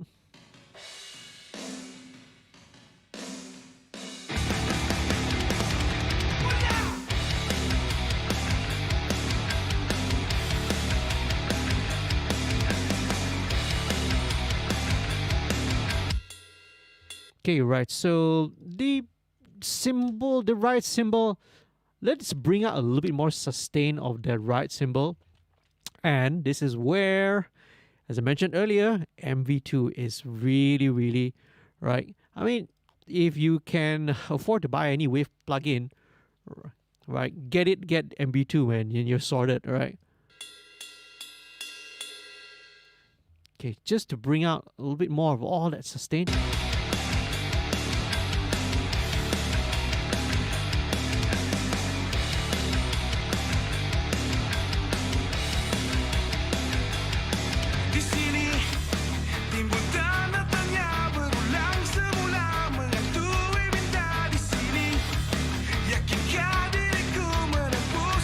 Awesome, right? Really, really liking it. Right, so I guess we're pretty much done, man. So shout out again to everyone who's in the chat. And we have, hey, Sufi Guri said Panasejook. Thank you so much for tuning in, man. Okay, so, but it's pretty much done. I would say I'm probably about 80% there. Because what will be a good thing now, since we're coming up to maybe about 3 hours of mixing this song, is to take a good ear break right now, okay? Right, to take a little bit of a break right now and call it a night lah. Let's wrap it up real soon. All right, so I'll just show you a couple of things more, but what you kind of see here are all the initial broad strokes. This is where, at the end of tonight, I will probably reach what I would consider as the first draft lah, first draft of the mix. Usually I take an ear break, right? If it is like earlier during the day, sometimes I will take a break, go out for a walk or go out for a coffee or something like that, come back in about an hour and then continue mixing. But since it's late, I'll probably leave it, come back again tomorrow and finishing up doing other stuff. So maybe some fine-tuned automations here and there on the vocals, just a little bit of checking on the levels here and there, right? But this is probably 80 to 90%, 80%, I would say 80% lah, there lah. So fine-tuning a little bit of my stuff, right? And then we're good to go.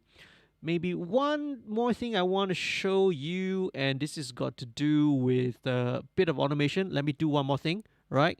Okay, this is one trick which I do to give again sense of dimension and size, and this got to do with automating the bass. I'll just do this quickly first of all. So what I'm going to do is when the chorus kicks in, I will automate and just give a low shelf at about 100 hertz. So here we go. Okay, ready?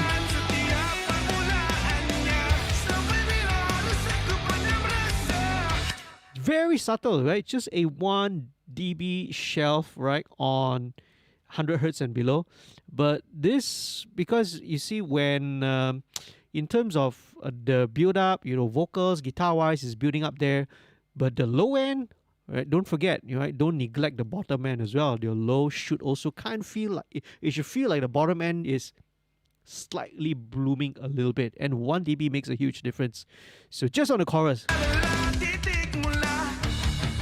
Okay, and then last chorus, when the last chorus kicks in. There we go. Sampai.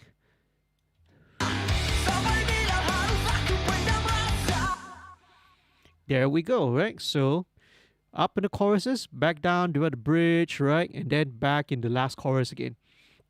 And then, since we're talking about chorus, one last thing I'll show you, okay? And this would be one of the easiest ways to create dynamics in your mix. And that is just by automating your stereo, your master fader. Very simple trick to do. So what happens is, again, when you are running and ramping into the chorus, I will ramp the volume and automate it up by just about a dB.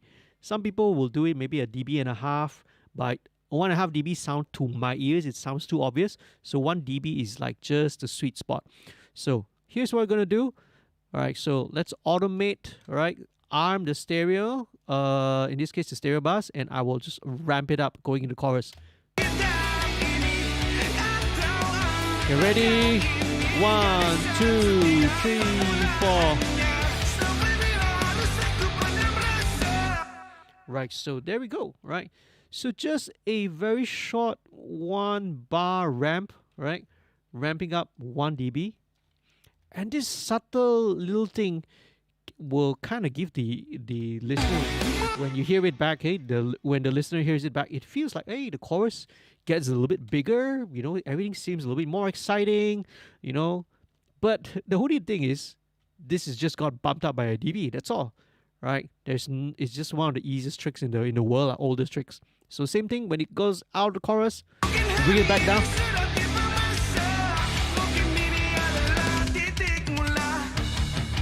So when it gets back to the bridge, okay, right, okay, maybe I'll just manually draw this in. Sometimes it's faster to just manually draw it in lah. Okay, so the Titik Mula, and then when it hits back to the bridge, back down to initial level. Okay, so you can guess it. I'll do the same thing, the last chorus. Right, so let's find the spot. There we go. So here, copy and paste that automation settings. And that's it. All right. Now, obviously, being the last chorus, we'll leave this all the way up to the end lah. So you see, bump up in the chorus 1 dB, back down. Yeah, if your song is a verse 2 or something like that, bump it back down. Maybe a next chorus up another dB. Then when you get to the bridge, you bump it back down. And then last of all, final chorus, you bring it up another dB. These subtle little things to make a mix seem more dynamic, a little bit more energetic, a little bit more exciting. And all it's got to do is with automation. So there we go, man. Right, that's it. That's pretty much it. This is all I would consider a first draft. Come back, I'll probably come back tomorrow. They'll do a little bit of fine tune, and then over the weekend I'll take it over and maybe I'll listen to other systems as well. I definitely will be checking on other monitor systems. I'll check at home, check on earphones, and then I'll get to a point. Then it's ready, right, to send it over to the band for their listening, for them to check it out, and hopefully it will be out soon. So folks, stay tuned, right? Follow Panasejook, right? Their social media links are all down in the description below. Check out and follow whatever their latest updates are, their show updates. Right? Make sure you follow the band, right? Support them. Thank you so much, everyone, for watching. And once again, if you are not yet a subscriber, please do subscribe to the channel. Please leave a like on this video and comment down below as well. It really helps with the YouTube algorithm. I really appreciate it. But most of all, if you want to support, right, not only the creation of content, right, you want to support this channel, but you want to also directly support the featured artists. You want to directly support Panasejook, right? What you can do is you can sign up here, right, to become a patron and a Patreon subscriber. Link is up there. It's also down in the description below. It can be as low as $1 a month, right? And if you do so and you sign up, right, and with the code MixStream47, I'll know that you're signing up to support Panasejook. 50% of all that revenue will go towards the band. Okay, so hey, please do so. Thank you very much for watching, and let's listen one more time. Good night. Thank you so much for tuning in and watching this. See you again in another video real soon. Stay safe, stay happy, folks. Happy recording, mixing, peace, love, and music. All right, let's listen to the first draft of Titik Mula by Panasejook.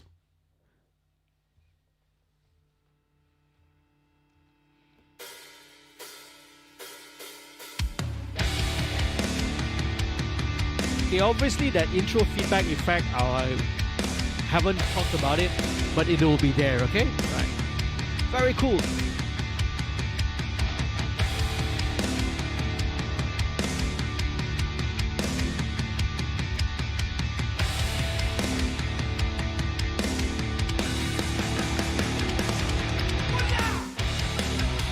I'm very tempted to add, like a little sweep effect there.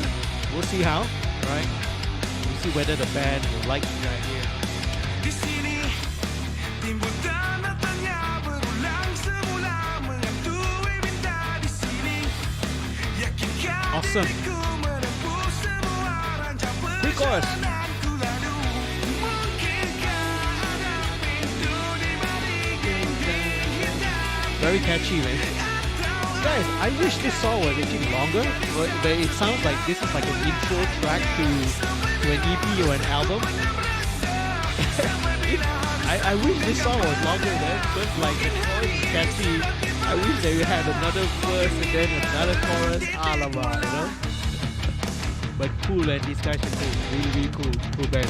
So shout out to Panasejook, shout out to everyone in the band, right? Shout out to Busy, right, for doing such an amazing work, helping out with the production of this. And shout out to Mio as well, right? Some automation, probably this bridge of bringing this vocal just down a little bit so that it makes the chorus feel bigger. So just maybe a dB down on Mio's vocal.